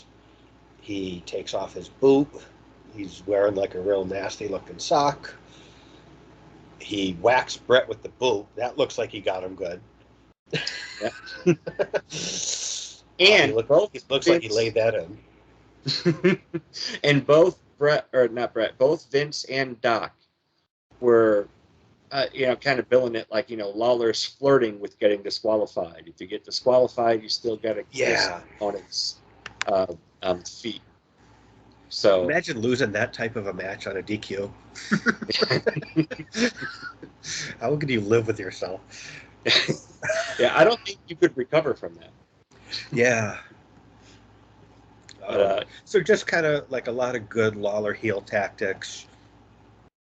And then Hakushi comes out to attack Brett. He misses. He hits Lawler by mistake. And then he just leaves. He doesn't try again. He just bails. yep. I don't know why he wouldn't. Like, okay, I missed once. Brett's still there. I'm still here. Let's try it again. It's the whole reason he came out. To attack Brett. It's like, but he just bails. Yeah. I wanted to talk about Hakushi a little bit. Yeah. Because I feel like we're probably not going to get the chance again. That seemed like a really missed opportunity. Like, first of all, one of the coolest looks ever. He came out with the white robe, all white, with the kind of white martial arts pants, the white robe, the chest and face tattoos, the Raiden hat. Like, he looked badass, and he could wrestle his ass off. And I don't remember when he wrestled Brett, but I remember it being a really good match. Yeah, they had a couple matches on Raw, and I know they wrestled at least one in your house. I can't remember offhand which one it was. I think the In Your House was the one I saw. Yeah. And I remember it being a really good match. And I just feel like it was a missed opportunity. Like, he could have stuck around. Like, imagine him versus like Sean or Owen. Yeah, Or that would even have like been Razor. Him and Razor could have had a good match, I'm sure. Yeah. I think I've heard Bruce talk about this though, because apparently someone saw him and was impressed, and I guess according to Bruce, they brought him in to feud with the Undertaker, because they thought with the visual, like these two guys with the tattoos, they both walk the top rope, and I guess for some reason they thought he was huge, like physically, like they thought he was a much taller man than he was. And so I get the whole like white versus black, and they both walk the top rope, and so I guess he was brought in to feud with Taker, and then they were like, "Oh, you're like a foot shorter than we thought you were." I guess that wasn't included in their scouting reports how tall the man was, and I To the guess mid that card you go. right, but it's sort of like I think him and Taker would have been fantastic. Yes. And I'm sure Taker would have much rather worked Hakushi than fucking Mabel. Yeah.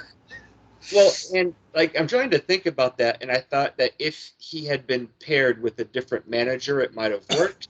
But I did hear Bruce say part of the reason he was there was to actually translate for Hakushi. Um, and so, but I mean, if Yoko can get two managers, why can't Right. Because he can have his Japanese manager and then the American manager to kind of help, break him in. Um, I don't know, but no, I think you are absolutely on the money with that. That um, he was a missed opportunity. Not that having a program with Brett wasn't good for him or anything. Well, that's kind of all he did that I can recall. Like, I don't recall him Yeah, doing much else, but like, I could just imagine him and Owen, him and Sean Waltman, him and Jarrett, him and Razor, him and Sean. Like, there's a ton of people on that roster he could have torn it up with. yeah, Like, yeah. Because stylistically, it could have worked for sure. he had well, and like I've talked to you about like what aspects Owen brought back from Japan, Sean Waltman, and Hakushi is right out of that scene. So Yeah. at this time in the American product, he was, not just physically a novelty, but his in-ring performance was right up there with the best of them. So, And even just the presentation, like, he had such a cool look that I feel like in this era would have really worked. I completely agree. But I don't know when if we're ever going to talk about him again. So I just figured he's here. I wanted to bring it up now. Yeah, I don't think he's around much going out of 1995. Um, Yeah, but yeah, he comes out, punches Jerry, leaves. yeah. And then so Hitman takes control. We get kind of vintage Hitman. He hooks the sharpshooter, and I made a note that the crowd is way louder for this than anything else on the show. A lot louder. A lot, yeah, by far. It's not even close. And then again, this is just like Brett is funny in such subtle ways, but like just him keeping the hold on after he wins, and it's sort of like he almost gets the decision reversed because he keeps the hold on for so long, and the Yeah, refs in his face, and I just like it. Like Brett just kind of looks like he's just enjoying himself out there. Um, yeah. Like I think it was Hebner just counting like right in his face, and Brett yeah. waits the last possible second and just throws his legs down. That was a good looking sharpshooter too, Oh yeah, and he hooked that in. and I like how the camera pans back, so you Yeah. can just see them in the ring. Brett's headbanging to it and everything. He's doing good, and the crowd is just blowing up. They were that was a cool little spot of the night. Yeah. And then so Brett wins. He sits up on the top turnbuckle and he's taking his boot off. He's got like that little Brett smirk that he has. He's Yep. takes his sock off, and then we see Hakushi again, and he's going to go 0 for 2 here as far as attacking Brett. Springboards off the top, misses Brett, and no, shoulder block, and he hits Lawler, and then bails again. Uh, and then they show like Brett. They see like they get a close up of his toes going in Lawler's mouth. Um, Lawler's a pro, man. and that's another thing. The way he sells this is what makes it work. Like, and he sells it beautifully. And then so yeah, the crowd pops. They're totally into this. Brett goes to leave, and then he looks back. He's like, "No, we're not done here." And Then he shoves Lawler's own foot in his mouth. And again, just the way Lawler sells it is a thing of beauty, and the crowd just, this is the biggest reaction of the night. Yeah. Um, Yep. And you're right. Brett does have that little half smile smirk. yeah. Right after the match, like, this is what they have me doing tonight. We're gonna, it's gonna be silly, but I'm gonna make it great. I'm gonna have some fun here. Yeah. Yeah. And I know Brett has spoken very highly of Lawler, like as much as, on screen, they've always been enemies. Like, Brett's spoken very highly of Lawler as a performer. Well, and I believe the little piece of artwork in Brett's book was done by Lawler for him. Oh, okay. I thought Brett did that himself, because I know Brett does cartoons as well. I might be wrong. I'll edit that up. I don't know. So that, well, because I do just remember him at least talking in his book about Lawler's artwork and everything. You might be right. I'm not sure. Because I know Brett does do cartoons himself. So, yeah. I remember the story about he did one of them with the whole roster, and he had Andre in the center, like bigger than everyone else, and then he gave it to Andre, and he said, like, I made you bigger than everyone else because you're the one holding all the rest of us up, or something like that. Like, he gave that to Andre as a gift. I remember hearing that story. That's great. And I think Andre cried or something. Yeah. All right. So then we get a video package about the Special Olympics. Yeah. I like this little segment a lot too, just to see kind of the wrestlers interacting with the kids and stuff. And I know now that's kind of more common to see stuff like that, but in this era, you kind of mostly just saw the wrestlers as the superstars, and it's kind of cool seeing them doing stuff like this in this era. Yeah. It was neat seeing Bam Bam caddy for one of the guys that was golfing. Yeah. Yeah. No, this is always great when they do this, and it looked really cool. Yeah, I mean, it makes the wrestlers look good, seeing them kind of out of their element and stuff. So yeah, nice little segment. So then we have the finals of the King of the Ring. Mabel got a bye because Kama and Sean knocked each other out with a double draw. The whole thing would have been different if it was a single draw, but it was a double draw. So this is the fourth match of the evening for Savio and the second for Mabel. Yeah. My first note was, and I get why they did it, but like, you would think, because King of the Ring was still a big deal at this point.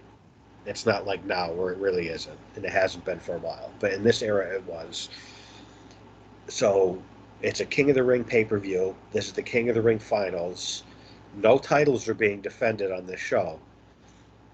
Maybe the finals should be the main event, but they're not. No. And I get why, and I guess we'll get there, but... Yeah. No, I thought a lot about this as well, how the everything was booked, but yeah, I can wait until the main event. Another note I have, so they show where the coronation's going to be, and they've got the throne and the robe and the crown, and I made a note that the crown budget here in 95 seems significantly smaller than in the previous years, because Brett had a decent looking crown and so did Owen, and this one looks like they bought it at Toys R Us. Yeah, I mean, it looks like a cheap tin version of the Burger King crown. Yeah. And then Vince, and they have mentioned this a couple times on the show with Savio's matches, comparing him to Rocky Balboa, because this is in Philadelphia. That's right. Yeah. The fictional character of Rocky Balboa was from Philadelphia. So Savio being the hunter. Story. So Savio being an underdog, like the fictional character of Rocky Balboa. But I mean, Vince, who is not known for his subtlety, is really kind of cramming this comparison down your throat. That Yeah, Savio is Rocky Balboa it works. in Yeah, Philly. before we start the final match, I need to take one more brief break. Okay.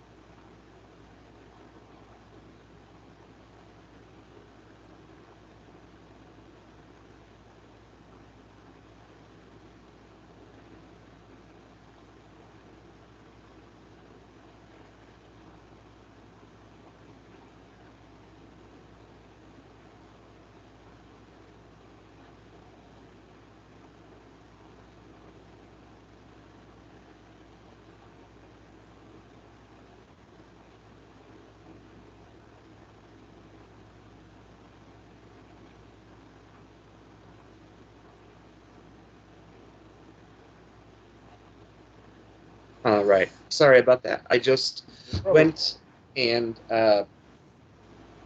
pushed my start time for work today back a little bit so we can uh, make sure that we have enough time to wrap up our episode here. I didn't want to Okay.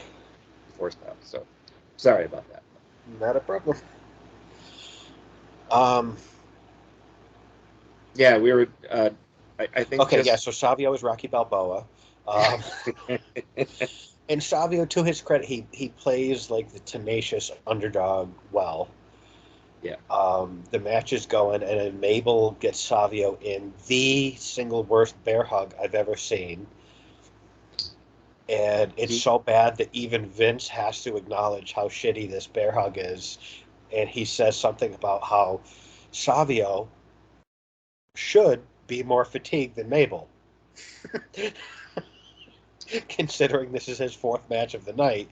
But clearly, that is not the case. now, But the fact that it was so bad that Vince had to even address how bad that bear hug was because Mabel was blown up. yeah, Mabel looked like he was bent at a 90-degree angle He was. because he's not just big; he is tall, and Savio, you Yeah. know, not a cruiserweight or anything. Um, Mabel looked like he was bent over, hanging on to Savio's waist for dear life. It looked like he was, yeah, holding on to Savio to keep him up, not to punish him. Yep, and that And was very you know it's obvious. bad if Vince had to address it. Yeah, And to be like, Savio should be more fatigued than the guy who's about to win our fucking King of the Ring. Um, so Vince must have been pissed as hell. Oh, I'm sure. Um, right at the beginning, I don't know if somebody was they had a misstep, but Mabel goes over the top rope really violently, and I don't. It looked like that maybe he wasn't supposed to go over, um, or if he I was, couldn't tell. yeah. But it was a really brutal bump for him on the way down. But then he got in and was getting a Maybe that's reverse why he was piggyback blown up. right. Yeah.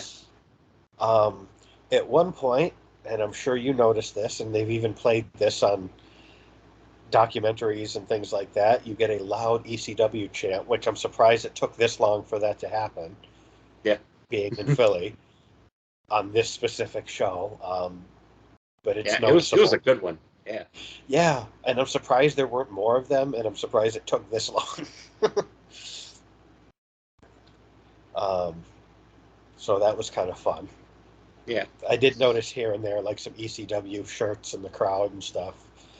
Yeah. Um, Yeah. The really noticeable ECW chant.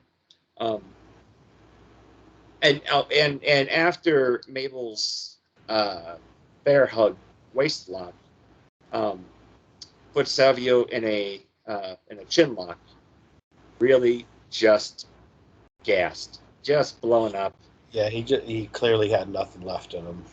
Yeah, he did not have an 8-minute match in him, which is what they needed to get, and they did, but it looked bad. Well, it felt like the bear hug alone lasted about 90 minutes. Yeah.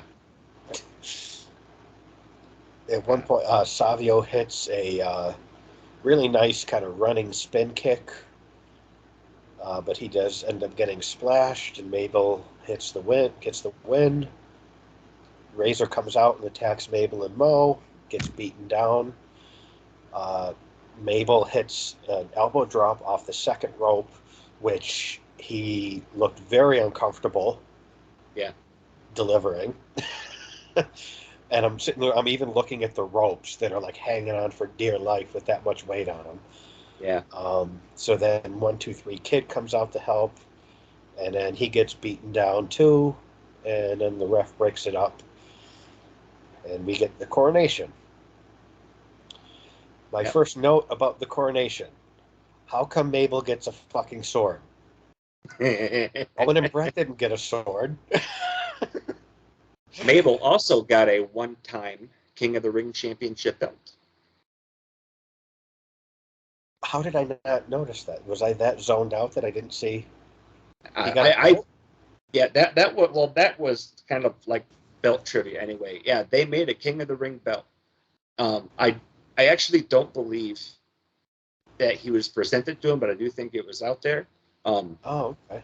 it just it it was a championship belt, but not a great one. It just had the King of the Ring logo in the middle. It's very colorful. It was made for on this one time and never used. But yeah, so Mabel got the King of the Ring championship belt and a sword. Yeah, I just feel like Owen would have had fun with a sword. He would have brought that through every airport, to every show. He would have used it in matches. Like Owen would have got the sword over. Yeah. You know damn well Owen would have got the sword over if he was given a sword. I guess that's why the crown was so shitty. They spent the budget on the sword.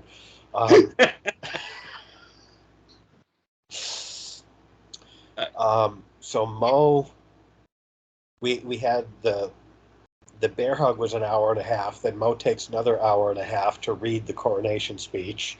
The crowd is not having it. They are pissed. This is like some intense heel heat here. They're pelting Mabel with garbage. Yep. Um, then Savio, Razor, and Kid come out to try to get at Mabel. But thankfully, um, three small middle-aged men with beer guts, one apiece, were able to hold back Razor, Savio, and Kid with brute force. Uh, that just, it looked really bad. Yep. that the refs were out there and like Razor's trying to get at him, and it's like there's 3 wrestlers and 3 refs, one person apiece, and like they're holding these guys back. It's like, really, Razor couldn't get through that ref to get to Mabel if he wanted to. Savio couldn't get through Yeah. him. Like, Savio Balboa can't go through there and get up right? there. Yeah, he beat Yokozuna, but he couldn't get through that ref to get to Mabel. Okay. And this is, I don't really get too hung up on stuff like this, but for the babyface underdog, it actually looks pretty bad for him to go out there and try to charge Mabel, because it's not like Mabel cheated to win. Right.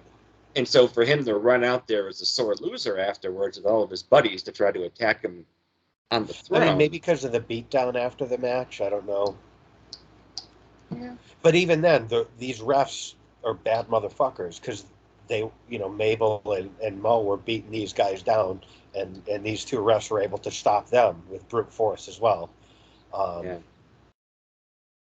It's one thing if there's like a swarm of refs, but if it's like one per person, I think Mabel could probably get through the ref if he wants to continue to beat down Razor and Kid. But these refs were bad motherfuckers.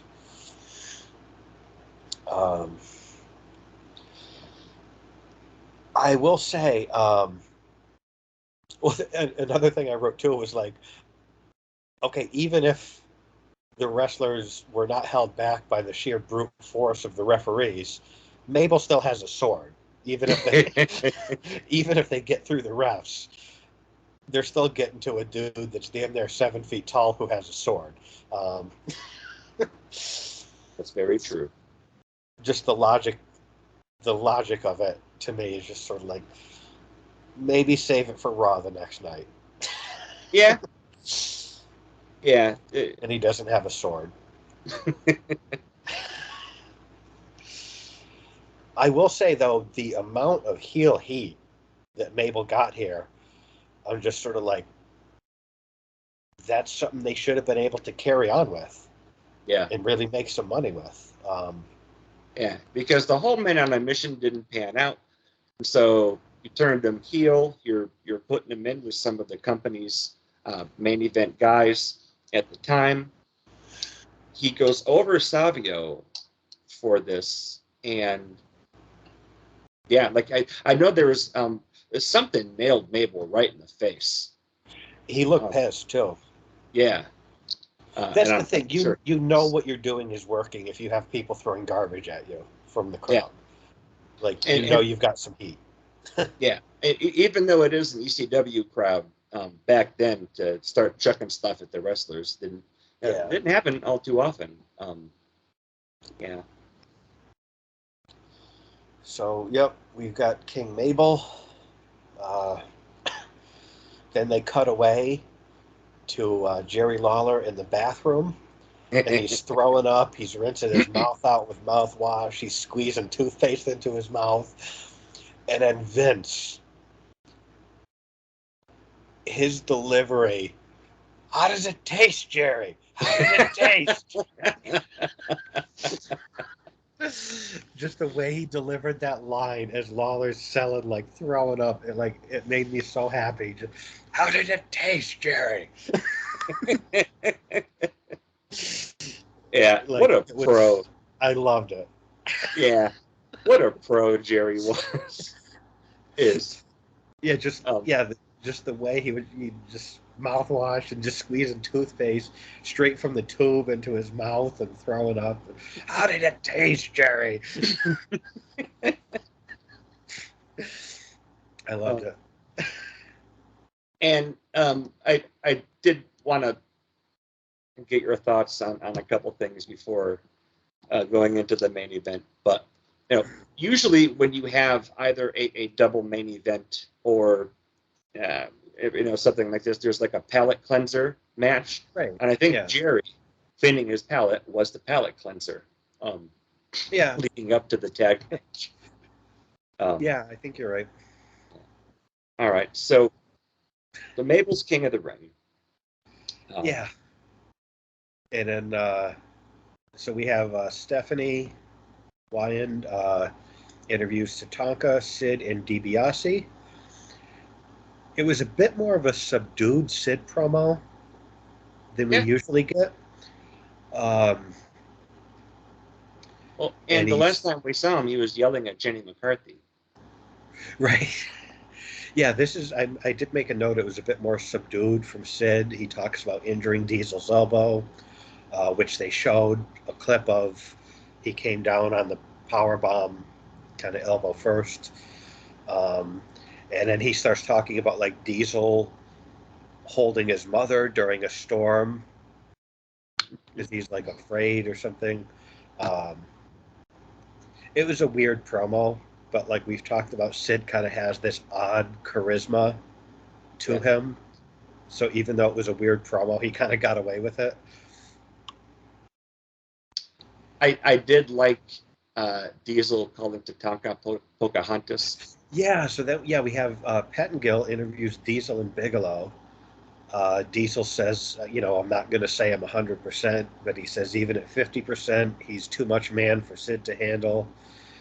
He calls Tatanka Pocahontas, which Bam Bam popped for. Uh,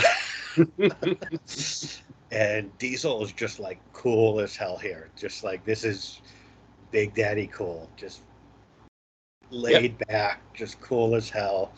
Um, and then they cut to Bam Bam, who does a bunch of math.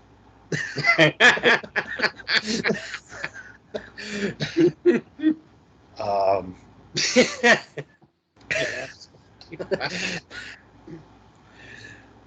but yeah, Diesel just came off just cool as hell here. Yeah, yeah, he's not sweating it. Um, It was you like, know, yeah, and if you and Pocahontas want me and the Beast from the East, and just laid back, just cool as hell. yeah, yep, he's not buying what they're selling or selling anything they're saying.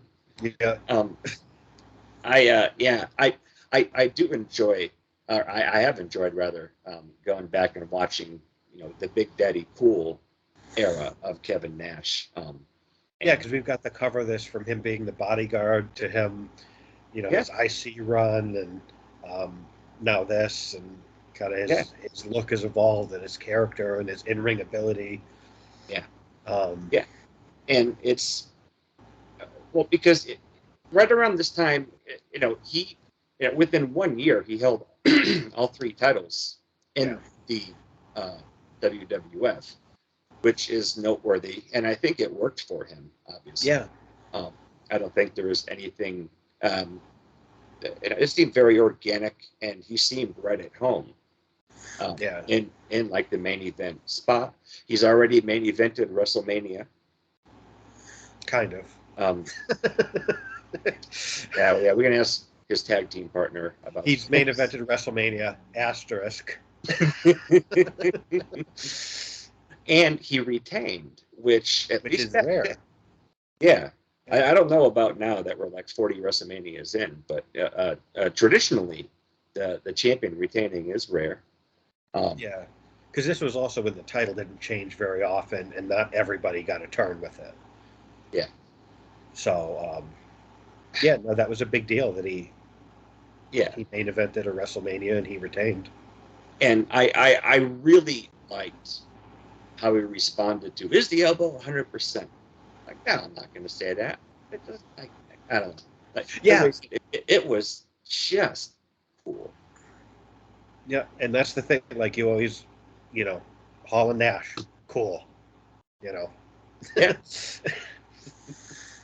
Um, and then Bam Bam does some math. Um, that's true. Bam Bam did not come off very cool. and he looks so small next to Diesel. Yeah. Like even though he's a wider man, and they probably weighed the same, like he just looked so small. Yeah. Well, and that was the same thing that happened with Scott Hall too. Yeah, Definitely not a small man, but Nash is a very filled out 7 feet. So yeah, yeah, Bam Bam's interview was kind of funny, if not um, maybe a little too excited. Um, yeah. He brought it down a little bit, but All right, so this is the King of the Ring tournament. So the whole point of this event is to crown a King of the Ring. which we have And already done. and then you have your world champion, not defending the belt, but still in a high-profile tag match. A lot of times, I think that whenever we see matches like this, I think they're usually done on like Raw or SmackDown, Right. with the two guys and their buddies on opposing teams, so you can kind of tease them being in the ring together. Right. This was more, I think, Bam Bam, he got kicked out of a $1 million corporation, so he's got beef. Sid and Diesel are at each other, but it seems like the $1 million corporation is kind of only there by like accidental association, maybe. Yeah, I think that's fair. Yeah, and that's not to say it's bad, but whenever we've covered the King of the Ring before or a Royal Rumble, we've both said that if you want to, bump your champion from the main event, it should only be for whatever themed match is happening at that card. No championships are defended, but they have the world champion in a tag match at the end. How does this kind of resonate with you? This feels very thrown together. I mean, this feels like it would be a really good main event of a house show or a Raw.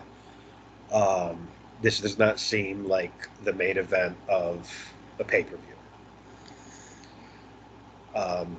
Yeah, I completely agree. Like I said, this, we're just talking about, this is usually what they do as a build-up towards. Right. And then you get the singles match at the pay-per-view. Yeah. But and taking a look at how they booked King of the Ring, I can understand why that didn't go on last. Yeah, because if it was a babyface winner, that would have gone on last. Yeah. And that would have made more sense. Like, let's say if Razor would have won. Or if Savio had. Or if Savio had won. Yeah, and I feel like that would have been more successful than Mabel's run as king. Yep. Because people bought into the Savio thing. Yep. I was watching it and I bought into it.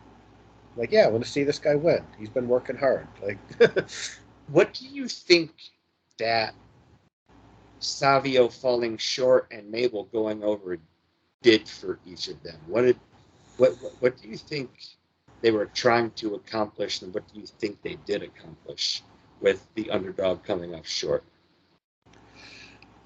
I think that even though he fell short, he had such a good run. I mean, I think it was Rocky 1. Because Rocky doesn't win against Apollo Creed in Rocky 1. He loses by decision, but he went the distance. Yeah. Savio goes the distance. He wrestles 4 matches, and he loses. So I think Savio's stock did rise. He did come out of this as, as a fighter. He did come out of this looking good. I think his stock went up because of how he was presented here. And then Mabel, I mean, you look at the heel heat he was getting at the coronation. I mean, I think, the plan was like, let's put the rocket on this guy and make him our number 1 heel. And it just didn't work out that way. And that probably makes sense with Diesel as your world champion. Right. Yeah, so I think that, it was to move Savio up, make him a credible threat, and, as a baby face, and then you've got a new number 1 heel to work with Diesel. Yeah. And it didn't quite work out, Savio didn't, he had a nice run with Austin when Austin first came in. And he's going to fail at winning the Intercontinental title the following night. Yeah. So I feel like it didn't quite work out the way it should have for Savio, but I think this was a good setup. this set the table for it for both of what they wanted to accomplish for both those guys. Yeah. I don't know. It just seems like he was set up for a lot, and I love your analogy to Rocky. Um, how he loses and everything. Do you think that by this time Savio hadn't already been established as a solid mid carder? Do you think something like this would keep him there? Because he's around for a couple more years. Yeah, like he does the Boricuas and stuff. Like, Yeah. Do you when I think think? of him, I think of his matches with Austin, like the Caribbean strap match and stuff. And I remember those guys just beating the hell out of each other in some good kind of violent matches. Yeah. But I think they were trying to push him as, maybe like a new kind of mid card babyface. And I think what they did here achieved that. And Yeah. then I think they just didn't keep up with it. Yeah. Because Yeah. I I don't don't. think Savio as a performer is to blame, No. No. but No. Not at all. And like I said, even in the very first match from the pre-show with him and IRS, I think of IRS as one of those guys as well, like him, Savio, Rick Martel. Um, I kind of put them all in that category of severely underrated, um, yeah. who were just dependable when you needed somebody. Like so, it you've mentioned before how kind of beginning with Brett, Bulldog would become a real solid go-to for your in-your-house main events with Brett and with Sean. I think Um, he wrestled Diesel he on an did, In Your House too in a main event. yeah. And I think it was SummerSlam '92 that that his stock rose from, that put him that um, in that main event scene. And so I just wanted to see. I don't know. I mean, we obviously know what's going to happen with Mabel, and maybe it's because of hindsight. I can't really kind of put my finger on it. I just wonder if uh, maybe they should have put Savio. I don't know. I don't know. I'm not saying that I disagree with you at all, or that I think they should have. I just and um, so Brett was already in the main event title picture, but he wins King of the Ring, and he's in the main event. Owen wins the following year, and then he has a couple world title matches going forward. And so I guess it does make sense. Mabel's going to become the new monster heel, especially with Yoko as big as he had become. So I guess that makes sense. Yeah, I mean, I get what they were doing, and I think as far as what they were trying to accomplish, I think they did a good job of that on this night. I just think they dropped the ball with both of them afterwards. Yeah. You know, All right. And do you do you think booking the world title holder in a tag match at the end? Uh, what do you what do you think they were trying to accomplish with the main event? Like I said, it seems like the $1 Million Corporation was an association by accident. this seemed very thrown together. It seemed like they really didn't have anything to do with these guys, so it's like just throw them in kind of a bullshit tag match with no stakes and a storyline that people kind of don't really care about, just to get them on the card and send people home happy. But it seemed very kind of hastily thrown together. Yeah, Like, yeah, because they were both feuding with the $1 Million Corporation, and so, like I said, that's just kind of like an accidental association. yeah, but it wasn't really like I was a hot feud, either of them, Yeah. you know. All right. Yeah, I was when I was watching this, I um, like again, we always talk about what your main event should be. So I was really curious to kind of pick your brain about that. Yeah. I mean, honestly, with this card as it is, I probably would have put Brett and Lawler on last. The crowd, Yeah, listen to the crowd reaction at the end of that match. They were louder for that than anything else. I probably would have put that on last as opposed to this. I would probably yeah. switch up this tag match with Brett and Lawler. Do you think that would have weakened Diesel as their champion? I think this match weakens Diesel as their champion.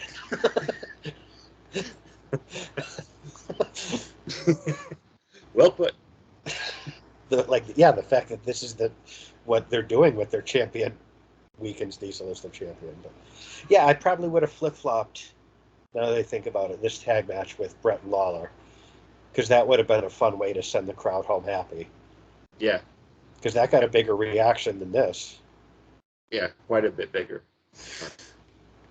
Um, so I guess kind of jumping back in, when they all got to the ring, and Bam Bam's outfit looks really cool. I was going to ask you what you thought of that gear I liked it. with the little gauntlets that shoot fire, and you dig it? Yeah, yeah, yeah. I thought it worked really well for him because that's always been his look, and he's got flames Yeah. on his head, so he's Yep. that's going to be part of him. Um, we've talked before about a big fight feel, for something. This didn't feel that way, but it did look that way once they all got down there. Well, I mean, all these guys are impressive to look at. Like, one thing I want to make note of is that entranceway, which is kind of very iconic of that era. I always loved that Diesel had to duck to get through it. That made him look so imposing that he had to duck. He was the only one that had to duck to get through it. Yeah, That was just a nice touch because they could have made it bigger, but yeah. No, I think you're absolutely right. Every time they've had um, a gimmick entryway, he has to duck. yeah. It's cool. All right. So they're doing the whole like Sid in this era. They're doing the whole like "Don't call me psycho" thing because the crowd is chanting "psycho, psycho," and he's selling it like he's upset about it. Um, Unlike the Lawler thing with Burger King, this didn't work for me. Nope. The whole like, and I don't recall there being any psycho chants that really kind of caught fire with the crowd either. I mean, the crowd did it a couple times during this match, and Sid sold it, but it didn't seem to matter to me. I don't know. Yeah. Like, it's not like, oh, he's pissed that they're calling him psycho. Like, Yeah. Lawler did it right with the Burger King. For some reason, this didn't work for me. Yeah. Like, don't call me psycho thing. Like, I don't know. Well, and he had his Psycho Sid entrance theme at this time too. Yeah. So you have like an Alfred Hitchcock inspired entrance theme. So if he's like, "Don't call me psycho." Yeah. Yeah, it just didn't work. I liked the music and I liked the entry. It had that kind of like looked like blue bubbles almost. Yeah. Lights shining on the ring and stuff. So yeah, we get into the match and basically Sid and Tatanka, just simple storytelling. When Diesel's in the ring, work on his injured elbow. They do that right off the start of the match. Yeah, they stay consistent with that. And then Bam Bam gets the hot tag, beats on both guys, nails Sid with a diving headbutt off the top, but the ref is distracted. Sid choke slams Bigelow, who is sitting on the top turnbuckle. That I thought was pretty cool. But I mean, this they stuck to like the really simple story where it's like, okay, the champ is hurt, so if the champ is in, go after his elbow. If he tags out, then just wear down Bam Bam. So then neither guy is strong, and they stuck with that. Tatanka at one point does like a jumping DDT on Bam Bam. Yeah, And I that kind of was wanted to talk about, because like you have a lot of moves that are associated with certain guys that they didn't invent. Like Brett didn't invent the sharpshooter, Sean didn't invent the super kick, Taker didn't invent the tombstone, but those moves are associated with those guys, and no one else did those moves. Jake did invent the DDT, and it was his for a while. And then, like, one day, I feel like they just sent a memo out to every wrestler where it's like, the DDT is public domain now. Anyone can do it. yeah. And It I just seems think it's weird that, like, you just saw everyone, and everybody, since that memo went out, does some version of a DDT. yeah. Whether it's like a double arm, a springboard, a tornado, a guillotine DDT, like And everybody does some version of it. But I just think like it's at what point was it okay where it's sort of like, okay, now everyone can use it? Because that really was his. He really did invent that. yeah, and the only person I can remember turning that kind of in their own way finisher is Raven. I can't think of anybody else who had Yeah. a version of the DDT as a finisher anymore. Right. Yeah. But But I yeah, just kind of wanted to talk about like at what point did it become like, okay, we can all use it now? Like it's almost like public domain. Where after this amount of time, it's public domain. yeah, and even going back here, you're right. That jumping DDT came out of nowhere. That was kind of It was surprising. nice. Yeah. Yeah, but if we're only in '95 and that's already not a finisher anymore, that memo went out a while ago. Yeah. But I just it really is almost like a memo went out to every pro wrestler that like, okay, it's fair game. We can all use it now. Yeah, and I know even in more recent times, if you break into like the big wrestling scene and like any of the well, it's just AEW and WWE now, but even in like the indies, if you start using the move that's associated with another guy, I know there are times where people have gotten phone calls like, "Hey, you know, I've seen you Yeah. doing this. You need to stop because that's mine." And Yeah. so, yeah, I'm gonna look into that. When Jake just like you said, his finisher went on sale and everyone bought Yeah. It's too bad he didn't get commission on it. it. Well done. Um, so yeah, so they're beating up on Bigelow. Um, then Bigelow hits a nice somersault senton on Tatanka. Yeah, yeah, that looked pretty cool. It's like a big cannonball. Yeah, yeah. And then he gets Diesel gets the hot tag. And I made a note here because Diesel's a professional, so he was, the elbow's hurt, so he's selling the elbow. Apart from selling the elbow, he looked really limber and energized. Like he was moving really well, and he was like really quick on his feet for him. Like normally he's just like he's Big Daddy cool. He moves slow. He walks over to you, and he's got that swagger. And here he was like very kind of quick on his feet, and I did notice that it was kind of so like with this match at Shawn at WrestleMania 11. Shawn, put the pedal to the metal to try to yeah, kind of show him up. But yeah, yeah, Diesel had a lot of explosiveness to yeah, his arsenal of moves. yeah. Like all his stuff looked good, but normally he was more like a slow stalker type. He'd walk over to you, and then And he'd kind of more quickly load methodical. stuff in. But here he had like a lot of spring in his step. I noticed. Yeah, yeah. I know the his sidewalk slam and then the big boot kind of did back to back, and they were noticeably amped up. Yeah, he jackknifes Tatanka right by the ropes, and then he pulls him up right before three, and he points over at Sid. He said he wants Sid, and then Sid just walks away Yeah. to go hang out with Hakushi, I guess. As far as you're just gonna leave.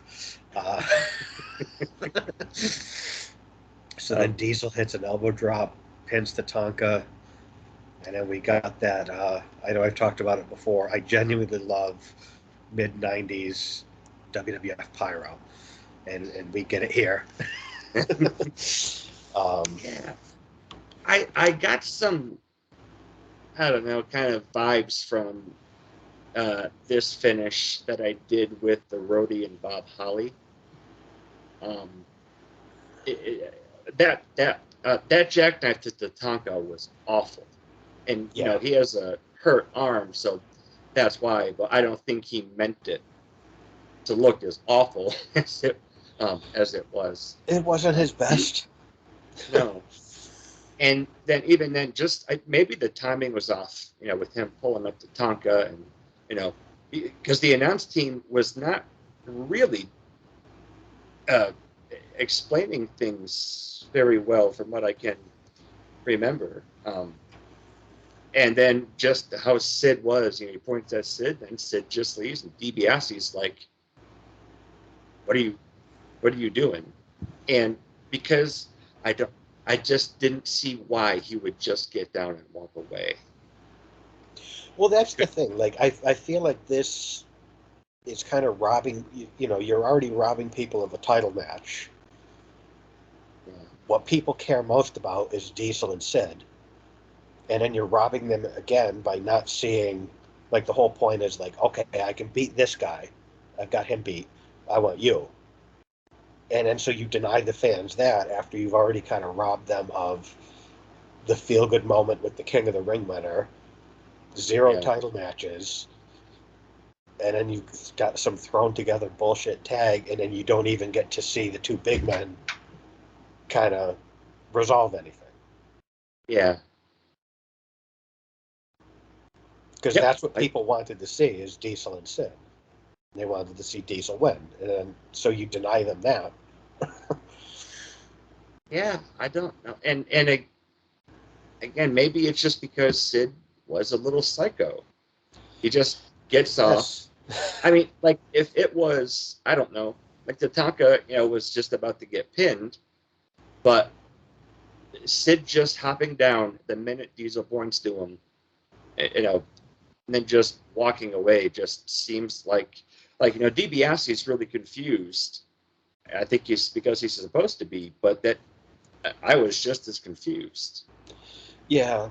Like those guys. Maybe they followed up with this on TV after the fact, but Yeah. I mean, my whole thing is like, I get that you want to further storylines, but you also want to deliver for the people that paid for a ticket or paid to see a pay-per-view. Yeah. You want to deliver for those people that paid that night. Because you want them to pay it again next month. Exactly. Yeah. Yeah. Yeah. No, I don't think there was any payoff except for Brett and Lawler out of this entire event. Yeah, I agree. And it really was a weird show because, like I said, like a lot of your top stars weren't wrestling on the show. There was no Jarrett, no Razor, no Backlund, no Owen. There were no title matches. Guys that were really over, like Shawn and Taker, were eliminated early.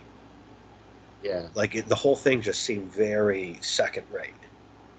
Well, and if you, like you said, a lot of the frontline mid carders were not part of this, and so all of the other guys did have a chance to get in there and put on a show, but they would all fall short. So Mabel can go over.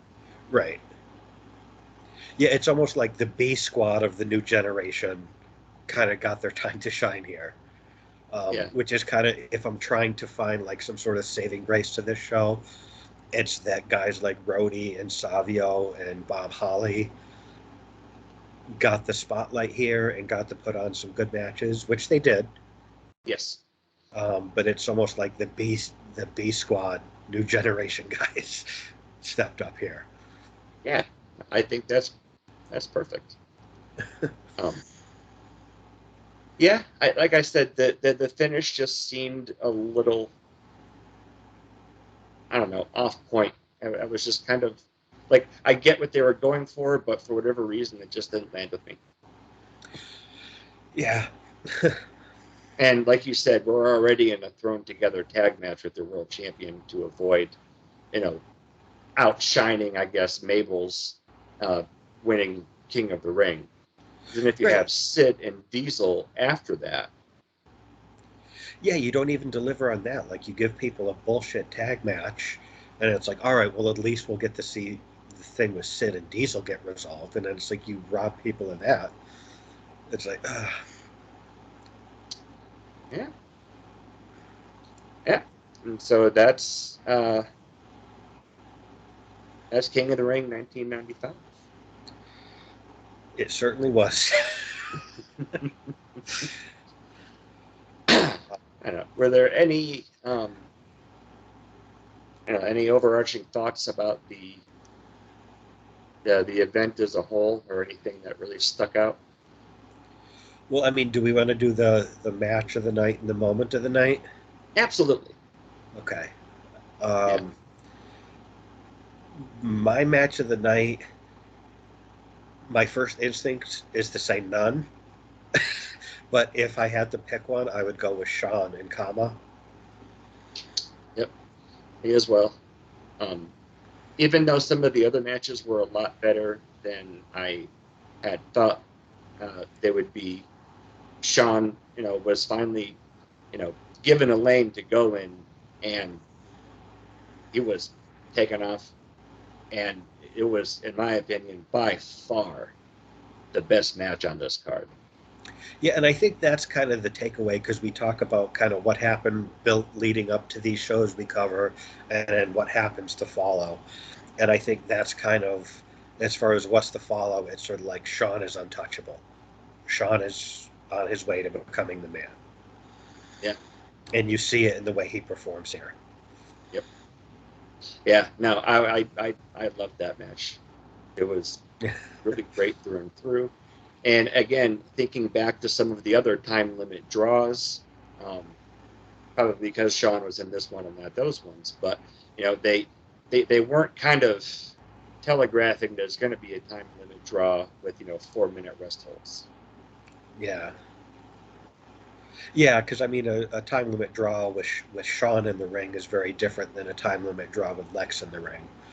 Um, Yep. I highly recommend if you haven't seen it. The Lex Luger A&E biography is fantastic. Yeah. Lex is very honest as far as the good and the bad, and it's sort of like they're fair to Lex. They cover the good and the bad, and Lex is honest about the good and the bad. It's very well done. If you haven't seen it, Do they have those on the network? they don't. They're on A&E. I know it. They're WWE is involved in the production of Yeah. them, but at least at this point, they're not available on the network. I don't know Okay. if they will eventually, but yeah, I just DVR them and watch them whenever I can. But the Yeah. Goldberg one was another one that was very well done. I kind of wasn't even really looking forward to that, but it was honest and fair, and so they've been doing a really good job with those A&E biographies. There's a DX one that I have DVR'd that I have yet to watch. But I'm like, DX gets an A&E biography. That's pretty fucking cool. Yeah. Uh, um, yeah. No, I know you've talked about the ones you've seen and how good they are. I'll have to uh, find a way to watch those and make time to watch them. yeah. Moment of the night.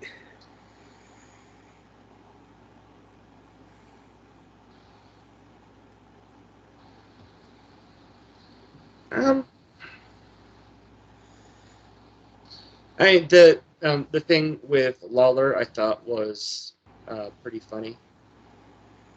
Like when he was backstage, like throwing up in the sink. Yeah. Um, but I don't know. What about you? Mine, I have a number one, and then I have a runner-up. My moment of the night is put a carrot in there with Babel. That was my moment of the night. Yeah. And the runner-up is how did it taste, Jerry? Yeah, yeah, and it slipped Neither my one mind. happened. Neither one happened in the ring. Yeah. No, it has slipped my mind that this the Batman reviews here. Yeah, put a carrot in it is far and away.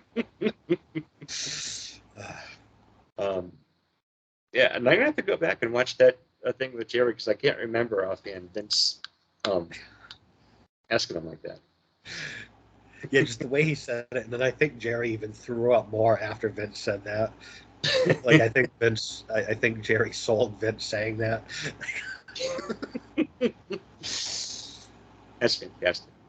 Uh, All right, so this is widely renowned for being arguably the worst pay-per-view in the company's history.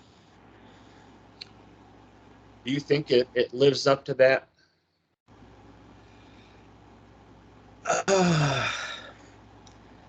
are we including some of the really rotten in your houses around this time? Because there were some pretty bad in your houses. Yeah. Um, Well, and King of the Ring, especially by now, had been established as the fifth to the big four pay-per-views. So I don't know.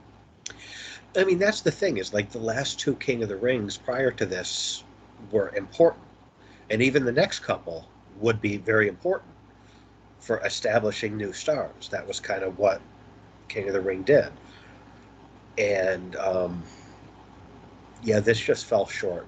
I think it was just kind of the wrong guy. Um, I think Wrong guy Razor at the would have wrong been a time. good choice. I think Savio would have been a better choice. Um, I get why they wanted to go with Mabel and give it a shot, but um, I mean, it wasn't good. I don't know. I'm not going to say worst pay per view they ever did, but um, it was pretty consistently bad. Yeah. Um, and Yeah. again, I don't. that's not to knock the people like Rhodey and Savio and Holly that did go out here and work and put on good matches. Yeah. But Yeah. No, those guys are the silver linings in this event. yeah, Yeah. I mean, it's definitely probably out of all the ones that we've reviewed so far, this ranks pretty comfortably as the worst one that we've got to cover, yeah, I would agree with that. even with the Beverly Brothers. Yeah, yeah, But this is probably the worst show that we've covered just from start to finish. yeah. All right. Any closing thoughts? Put a carrot in there.